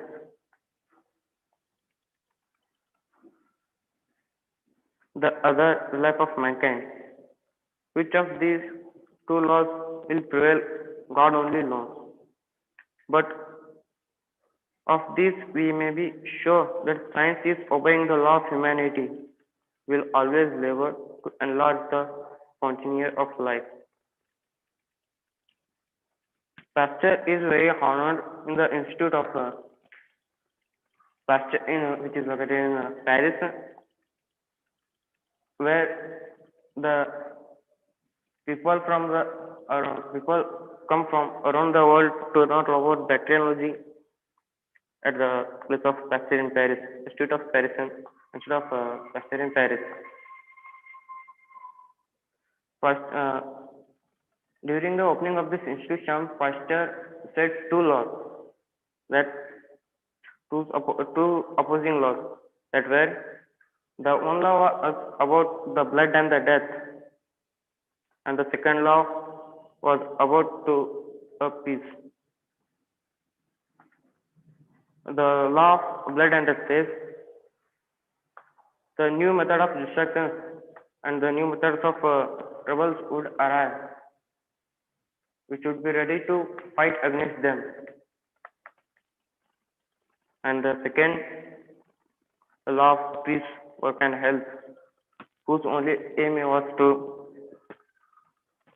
deliver man from the disasters which surrounded him.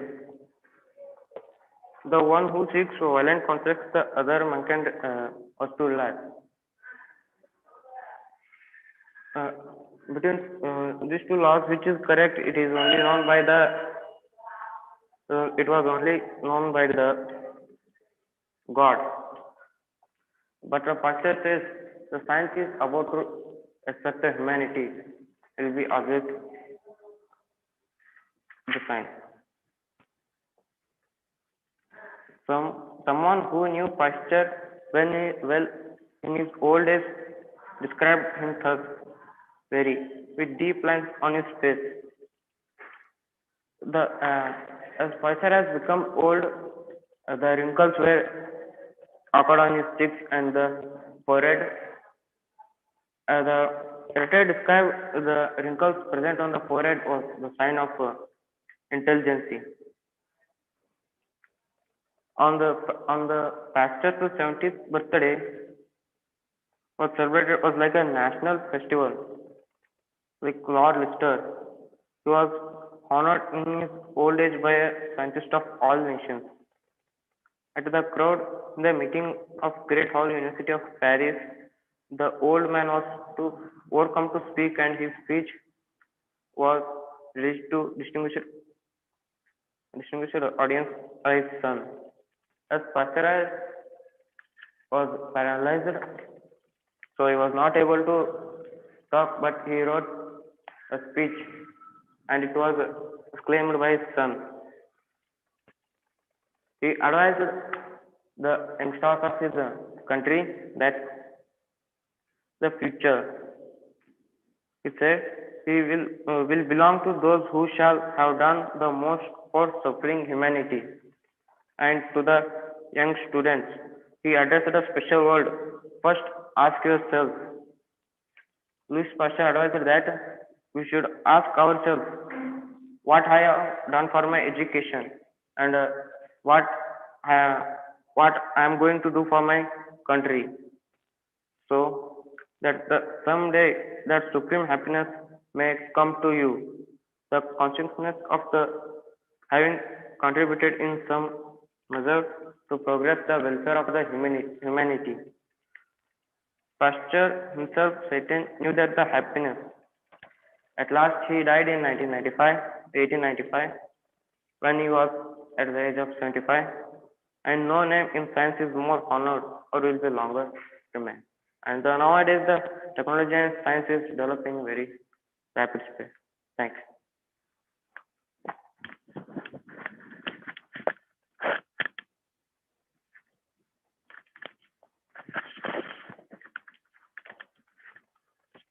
Okay, thank you, Abhilash. See, whatever it may be, the doubts you are having, just we will discuss them in the next class.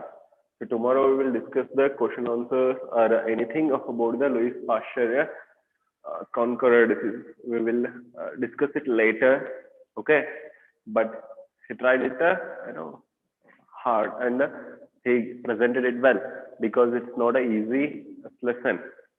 It's a little bit a tough one as comparing with stories. Autobiography is a tough, especially which is based on the science. That is a tough task, but also he done a good job. Okay, so tomorrow I think Bhavikatis is there. Okay, so Bhavikati, prepare well and come tomorrow with your material and book, everything. Okay, thank you, Abhilash, once again.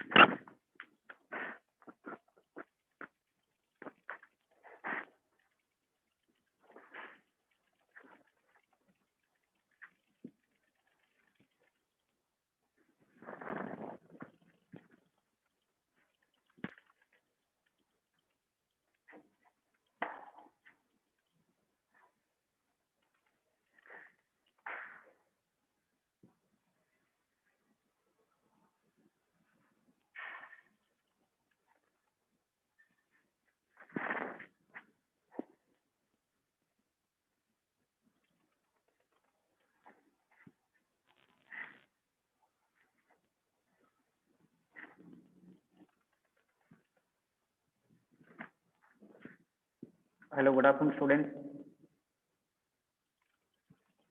Good afternoon, sir. Good afternoon to all once more. The students, in the last class, we were discussing about the social movements and that social movements. We have already discussed about the meaning of social movements and its nature.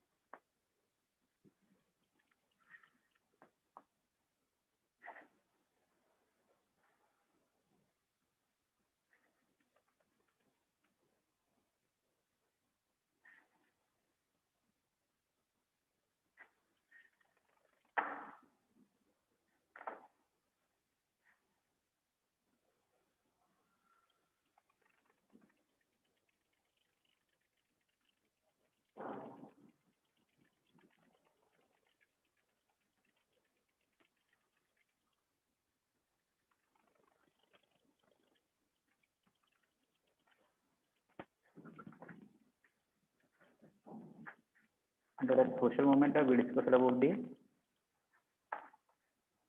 meaning of social movement, its nature, and also origin of that movement. Here, these all social movements have emerged during since the ancient days. Since the ancient days, these social movements have been happening in the society day. During the period of the ancient days, Lord Buddha and Mahavira, these were also started their movement. Actually, their intention it was not to start the movement.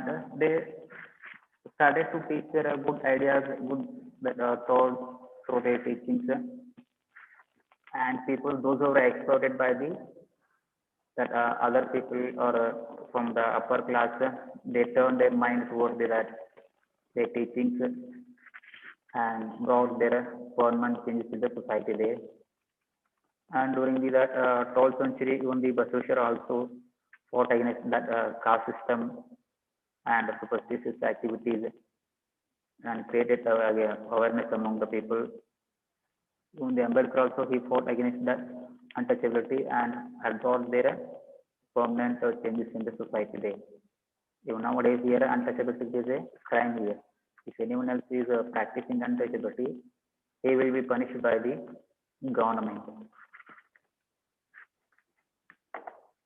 And during the 19th century also, in the industrial revolution or a kind of that industrial movement also started, and that moment it has enhanced the production ability there. That industrial movement or industrial revolution, it has changed the or it has enhanced the that protecting ability of the industry. Like this year, over the period of time, these social movements were emerging oftenly. Today here we have discussed about the meaning of that mob, what remember that mob and other issues.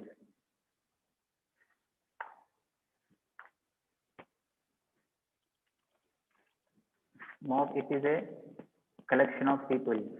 It means a group of people here who have assembled at particular point of without any prayer, without any that preparing the plan and gather to express here some that decisions. That group of people they properly do not have any that reasons. Due to that some causes here they will gather in particular place and will start to express their opinion or will start to demand their needs. For example, a group of people who have collected in front of the theater to watch here. It is also a kind of example regarding the mob. They haven't did he have what proper plan to gather?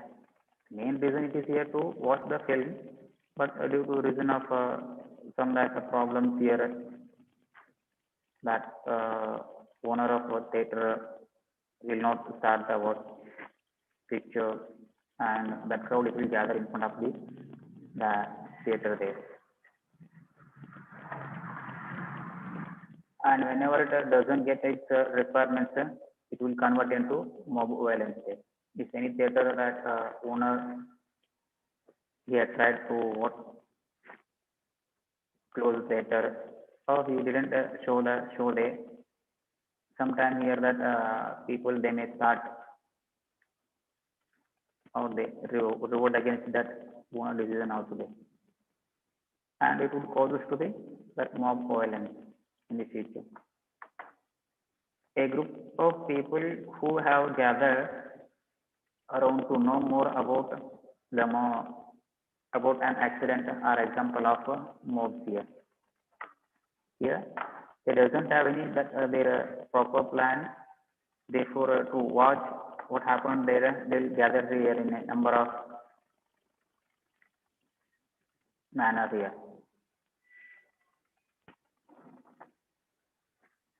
Here, mob it means here it is a collection of people, semblance of the people at particular point of time without having that proper plan there. To observe that, to watch that what happened there, these all ideas.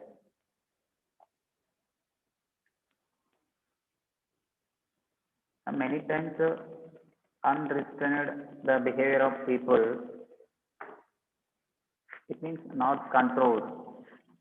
Many times unrestrained means not controllable here. The behavior of people gathered in a mob reflects social shortcomings of that particular society here. They may show us here the failures or weakness or drawbacks of the society. Whenever that mobs gathered in a place, they may show the failures of a particular society or a particular government or particular institutions here.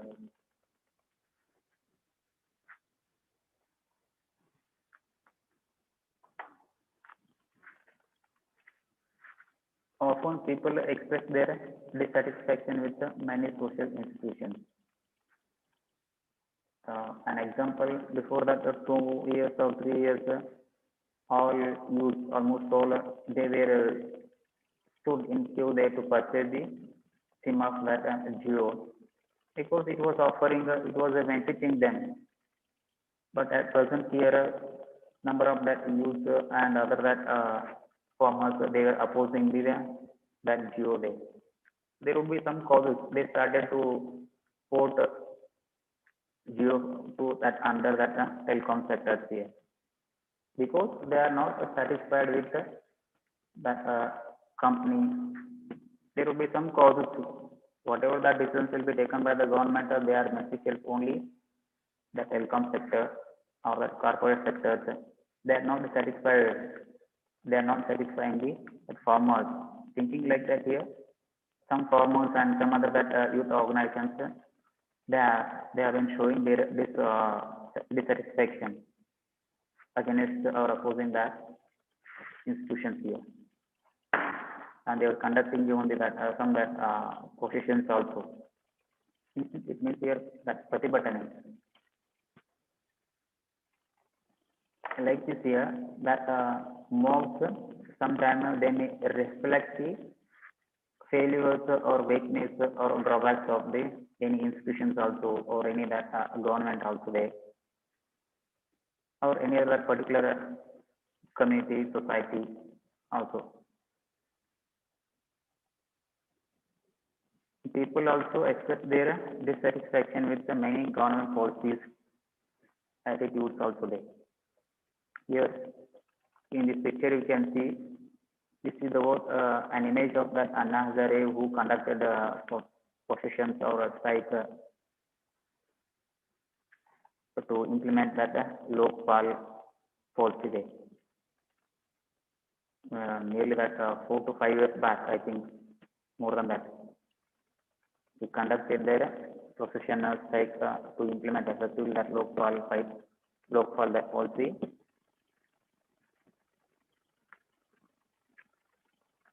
Here, government didn't implement that effectively.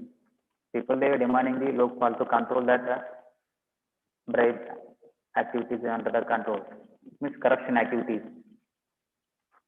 But government didn't show its interest to implement that effectively. Because of that, under the leadership of Anna Hazare, they conducted a strike and that positions in that Delhi day or across the country. Here in this position, they oppose the policy of the government or the government activities.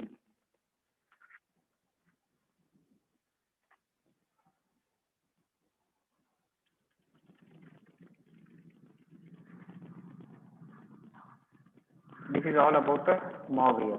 Mob, it is the collection of people who have assembled at particular point of time or a particular place without having any that proper plan.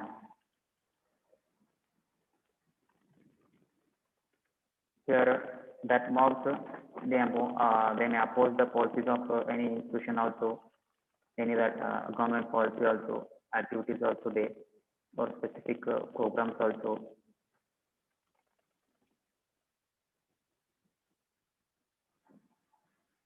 Now here we have to understand about the what we mean by that mob violence here. Mob means a group of people, those who are gathered in that particular point of time, a particular place. And if that mob engaged in the that violence activity, then it is called as a mob violence here. Mob violence is another example of mob behavior. Here, when the behavior of a mob turns violent, then it is called as mob violence here. Whenever they dissatisfied with the actions of the government, that is common. Mob they will start to violate that rules and regulations, or they do not follow the law and orders of the government. They will start here to protest against the government or any other institutions. They may burn their public property.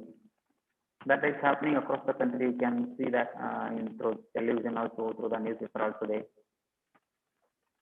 Or it was happened in the month of that January and February also in India, in the northern part of India, especially in the Delhi and across that northeastern part of India, they to oppose the policy of the government, CAA,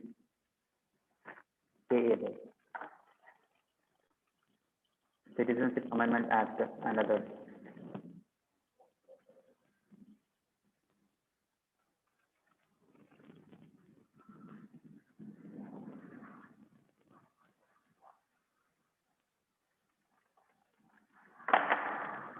There will be no unity in mob violence. Whenever that mob gathered and start to violation or to oppose the law and orders, there we do not see the unity among them, because some people they do not like to engage in that violence, and some other people they would like to engage in the violence to damage the public property there. The most of that mob violence, they do not have or they will not have that unity there. Here, antisocial elements lead the mob towards violence, destroying public property there. In antisocial activities or issues, they will lead that mob violence and encourage them to engage in the destruction of public property there by supporting the financially or by providing or any other beneficiaries to them. That antisocial elements or people, they will encourage them to destroy the public property there. You might have heard about the news through the television also, newspaper also there. whenever that Delhi riots or people they protested in the Delhi in the northeastern part of India against that CAA there, Citizenship Amendment Act. Almost all people they were encouraged by the other that anti-social activity member they our people they transferred funds to their accounts also. That inquiry agency has identified that all activities there. That anti-social person or that anti-Indian person, what they do here, they encourage that people to destroy the public property because they will get benefit through the drawback of that of the drop that CAA. Because of that, they will encourage here the mob to engage in the violence activity.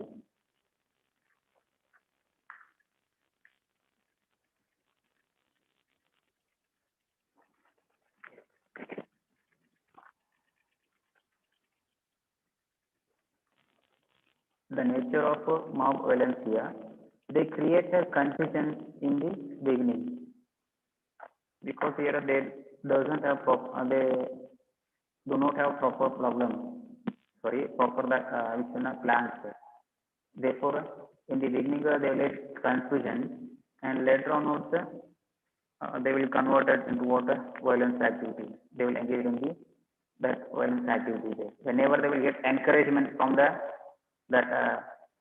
other sources here, other people, other organizations, or anti-social, anti-Indian institutions here, they will grow more than.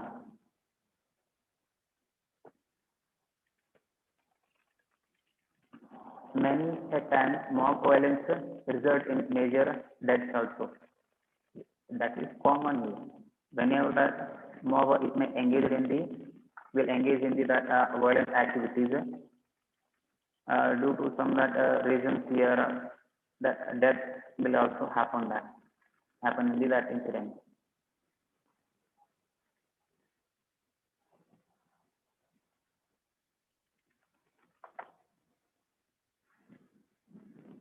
There will be no definitive reasons for the behavior of a mob in the violent move. Almost all people are those who are engaged in these mob violence, they have been encouraged by someone else. Even that violence happened in Karnataka also. You might have heard about that DJ that violence also there, which happened in the Bangalore. There they burned the public property. They burned the MLA houses also, car, vehicles, whichever they got on the way or on their possession of their way there. That all they destroyed, they burned that all property there.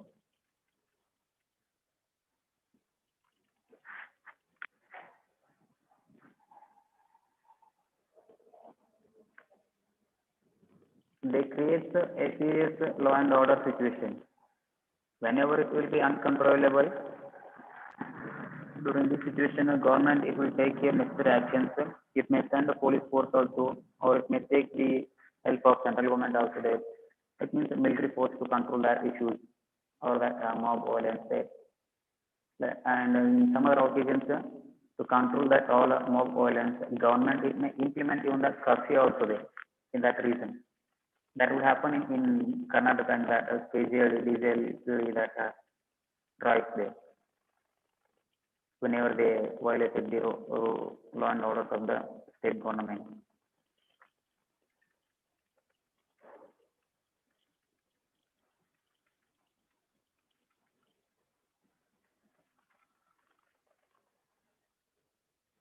Here, caste violence and political violence, racial violence here, or communal violence are some examples of that mob violence. That mob violence, it may happen because of the reason of casteism also and political issues also there. Political issues means that you have already seen through the television and then newspaper. Whenever that central intelligence agencies arrested one of the political party leader, in southern Karnataka people they violated and burnt their government versus the public property, that all there. That is an example of political violence there. Or in some other occasions, to contest in the election, there will be clash between the parties, and that clash it may cause to the mob violence also. And racial violence, black and white, what was which was happening in America in the last 2 months back there, and communal violence here. These it has been happening in India here.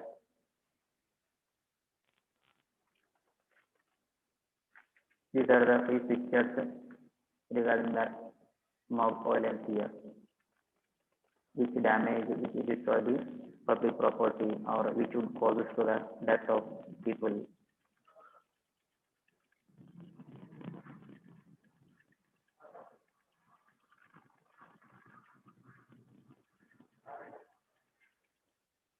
This violence has now become active in rural areas also. Before they were happening in only city, but recently they entered into the village also. Many issues with caste, land, or religion have become the motivating factors. The main reason behind of this mob violence is their casteism, and also quarrels regarding the property, land, or the clash between the religion. So these are motivating factors. These create here mob violence in the country. These are only few factors to that issues here. There are a lot of other that issues also which create a clash between the religions also, between the castes also there.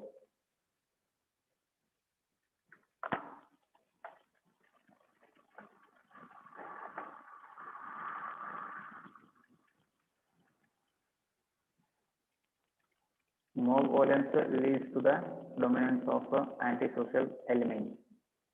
It takes here, it leads to, it causes to the antisocial elements here. Antisocial elements means destroying the public property, or killing the animals, human beings here. These are all what antisocial activities.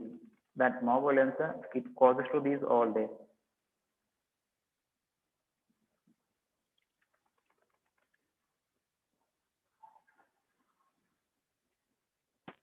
There would be no definitive reasons for the behavior of a mob in violent mode there. The main intention of their activities here to destroy the public property there, and they are all encouraged by the someone else behind. Therefore, without having any other definite reasons here, they will destroy the public property. Whatever that happened, means conflicts happened in that Delhi. One of the corporator, he encouraged that all people by providing that weapons also, and kind of that bombs also, petrol bomb. These are, we have observed in that television. In television, they have shown that all incidents. So the what MLA of a particular party, the ruling party, he encouraged the people to destroy, to damage the public property there. Like that, they will get the encouragement to destroy the public and property, and calls to the main antisocial activities or death of the people.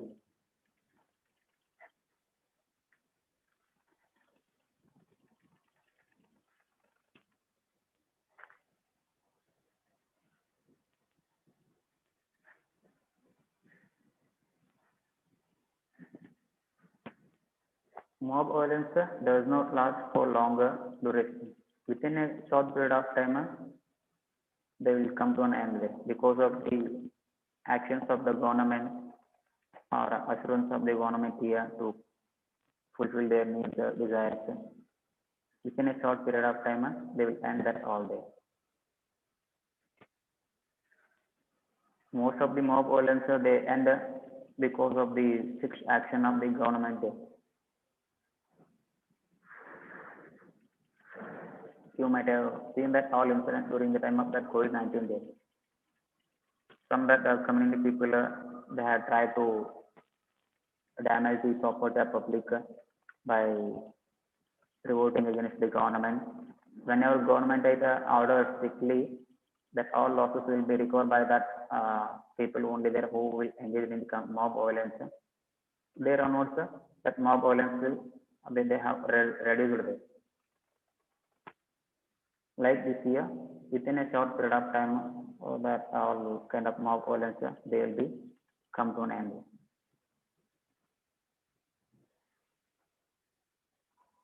Then next here we have to discuss about the mob control. Effective use of police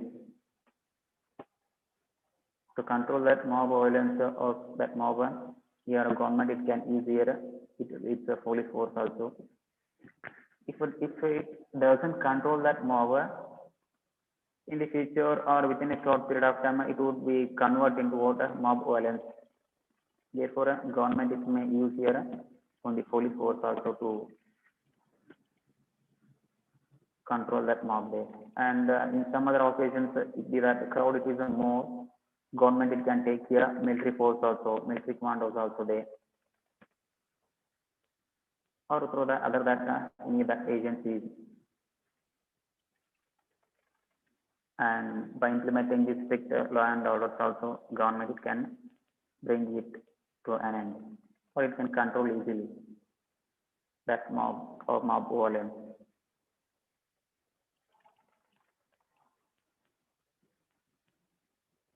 Next here we have discussed about the social movements.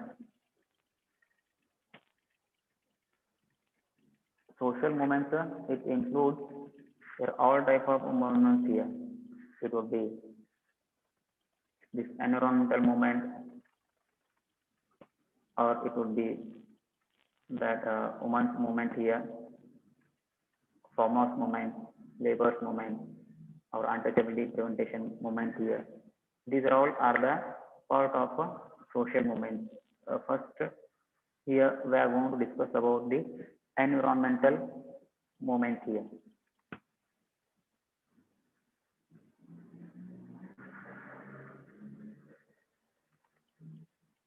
Environmental movements are the scientific movements aimed at preserving the biological system.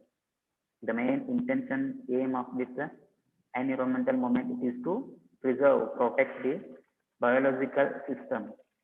It means flora and fauna there, and other that spices kind of that insects, worms, which are in the that forest region. They are called as the what? Environmental movement.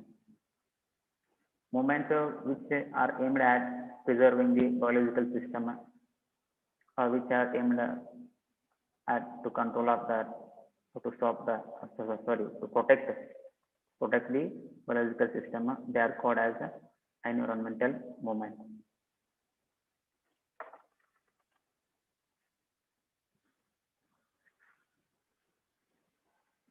The scientific protest aimed at curtailing the various activities that are polluting the earth, air, and water. Here, these all environmental movements aim to reduce these are all polluting the air, earth, air, and water. Most of these environmental movements they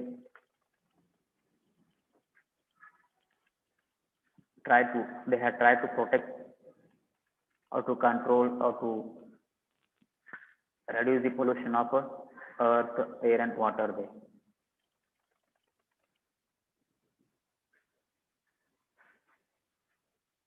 That is the main aim of that environmental movement here, to reduce or to protect that all nature or natural surroundings.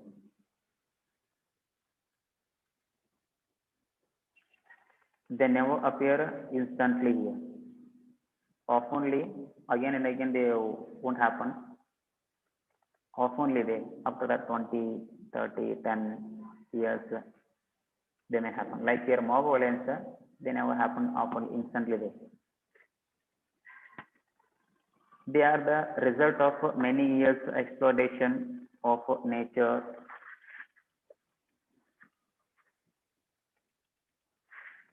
These all environmental movements are the results of many years of exploitation. An example, Jharkhand Mukti Morcha. It was an organization. It was formed in the year of 1930. But before that 1930, in the Jharkhand, tribal people of Jharkhand had opposed the actions of companies that rendered thousands of tribal people displaced due to mining activities. Before the formation of this Jharkhand Mukti Morcha, which was aimed at to protect the nature or forest or that biological system, here government sanctioned the permission to that particular company to carry on the mining activities.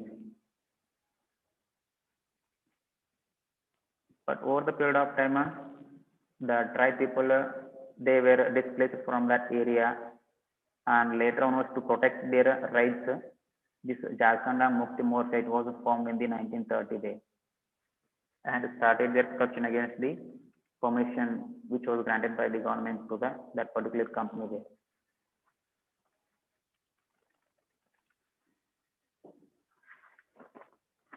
Jharkhand Mukti Morcha is one such a result of this agitations of these activities here, which was tried to protect the biological system there.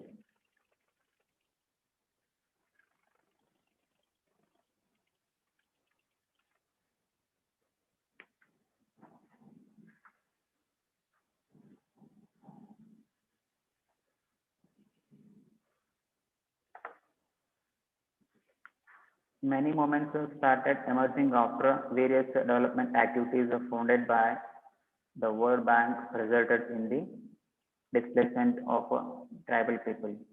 Whenever that World Bank or United Nations organization it heard about that exploitation, later onwards it has shown interest to protect or to bring very strict that law and orders in the country. Actually, it's order to that members countries control that activities. There onwards, many movements emerged in the country or in entire world also there to protect that environment.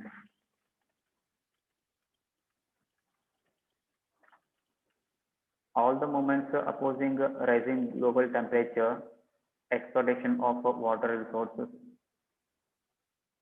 are grouped under the environmental movements here. All that movements which were conducted by the people to oppose the global temperature, it means global warming or exploitation of water, exploitation of natural resources here, or any other communities here. These are all come under or grouped under the environmental movement. In this picture, you can see that here, Ichipko movement, Apiko movement, and global warming, Narmada Bachao movement. These are all the part of this environmental movement here.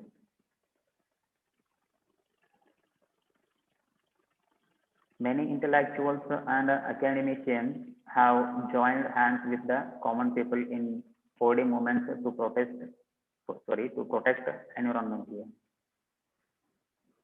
That is necessary here. If any that intellectuals or that academician here or scholars, they do not support them, they wouldn't get success. Therefore, that Sundarlal Bahagun and other that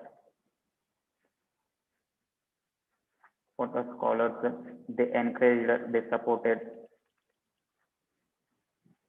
their support, they extended their support to that movement to protect the nature.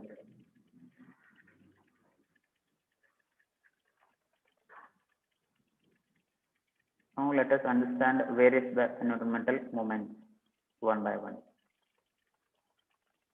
Here, Chipko movement.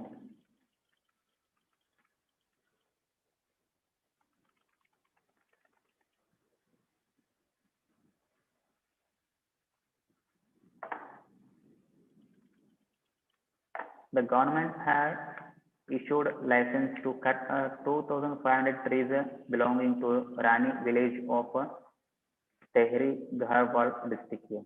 That is in Uttarakhand. The government sanctioned permission to cut the nearly that 2,500 trees, maybe to conduct a kind of that economical activity. Government of Uttarakhand it granted permission there. During this situation, the woman who learned about this decided to hug the trees in order to protect them. So that environment remains protected. This moment of hugging it is called as a Chipko moment here. Whenever at local women they heard about the decision of government to cut the trees, all they gathered in that forest and started to cover that trees which they decided to cut there. And they told to that company or that labor to cut or to kill them before cutting the tree there. ಮರಗಳನ್ನು cut ಮಾಡೋದ್ರಿಂದ ಫಲ ಏನು ಮಾಡ್ರಿ ನಮ್ಮನ್ನು cut ಮಾಡ್ರಿ ಅಂತ ಅವ್ರು ಏನು ಮಾಡ್ತಾರೆ ಅಲ್ಲಿ ಅವ್ರನ್ನ ಫೋರ್ಸ್ ಮಾಡ್ತಾರೆ. And after listening this type of demand from the or behavior from that local women, they didn't show their interest to continue their activity there, how to cut that tree. Because of that woman's effort, that all for nearly 2,500 trees were protected, or they dropped their activity to cut that tree. This incident or Chipko moment it was happened in the year of 1974 there. Chipko moment it was occurred or happened in the 1974 under the leadership of that Sundarlal Bahugun. The main cause or aim of this Chipko moment it was to protect the trees and forest there.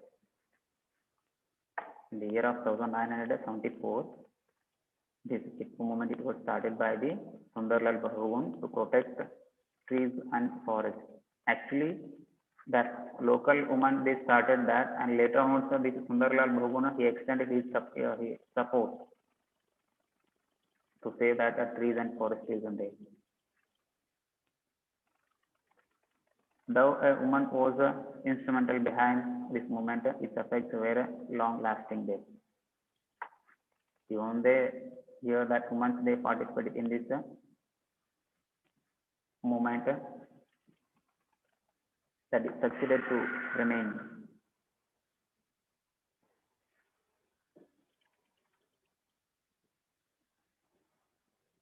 Even though being a woman here, they succeeded to protect that forest trees in there. Due to this movement, the permission given to cut the trees was withdrawn there. Whenever that Sundarlal Bahugun and then local that woman they opposed the action of the government or decision of the government it's withdrawn that permission which it was granted to that particular company there. The second important moment it is a Chipko movement of Karnataka.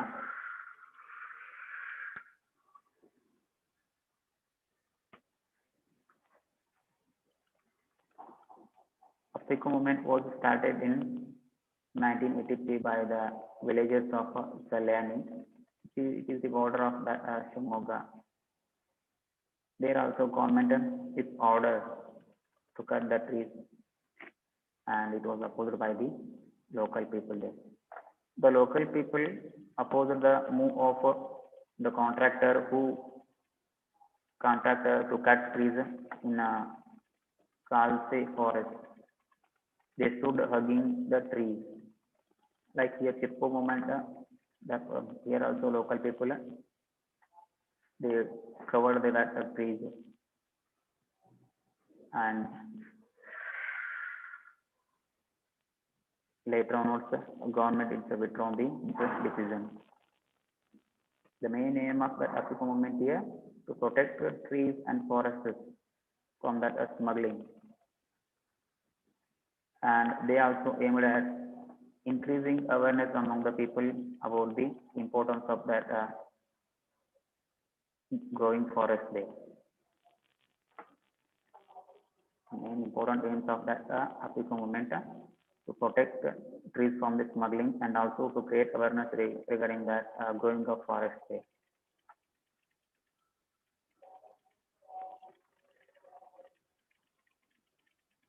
And here it was started by the villagers of Salyanide in the year of 1983. And the third, it is Narmada Bachao Andolan. This movement, this Narmada Bachao Andolan, it was started in the Gujarat. The huge dam built across the river Narmada under Sardar Sarovar project displaced local tribe people.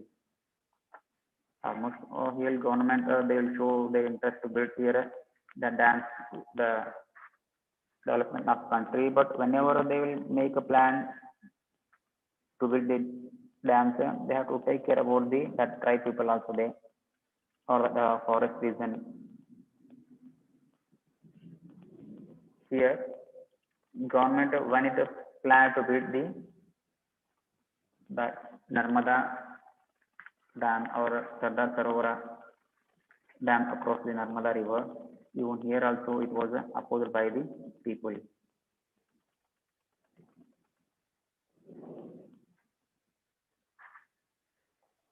It was started in the year of 1985, and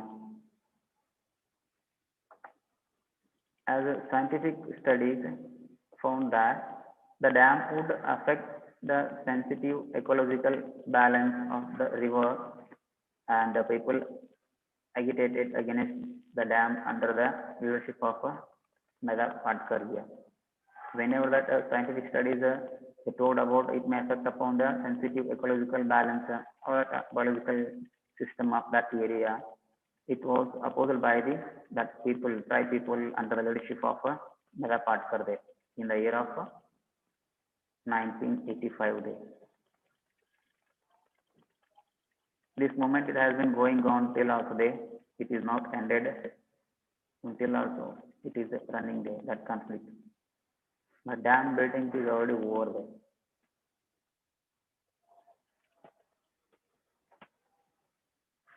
This is all about that Narmada Bachao Andolan. Regarding the other that movements, we will discuss tomorrow there.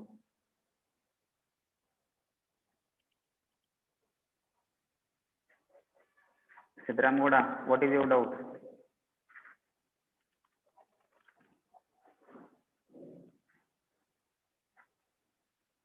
Hello?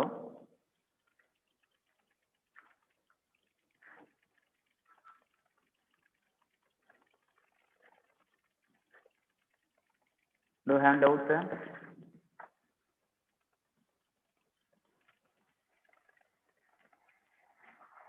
Siddharamoda, this is a social movement, sir.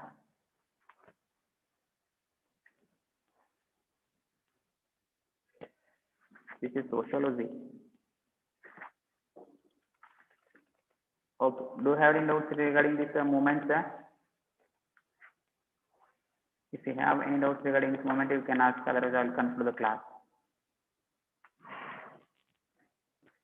Here we discussed about the Chipko movement, Apiko movement, and then Narmada Bachao Andolan movement here. Chipko movement, it was started in the year of 1974 under the leadership of Sundarlal Bahuguna in that Uttarakhand.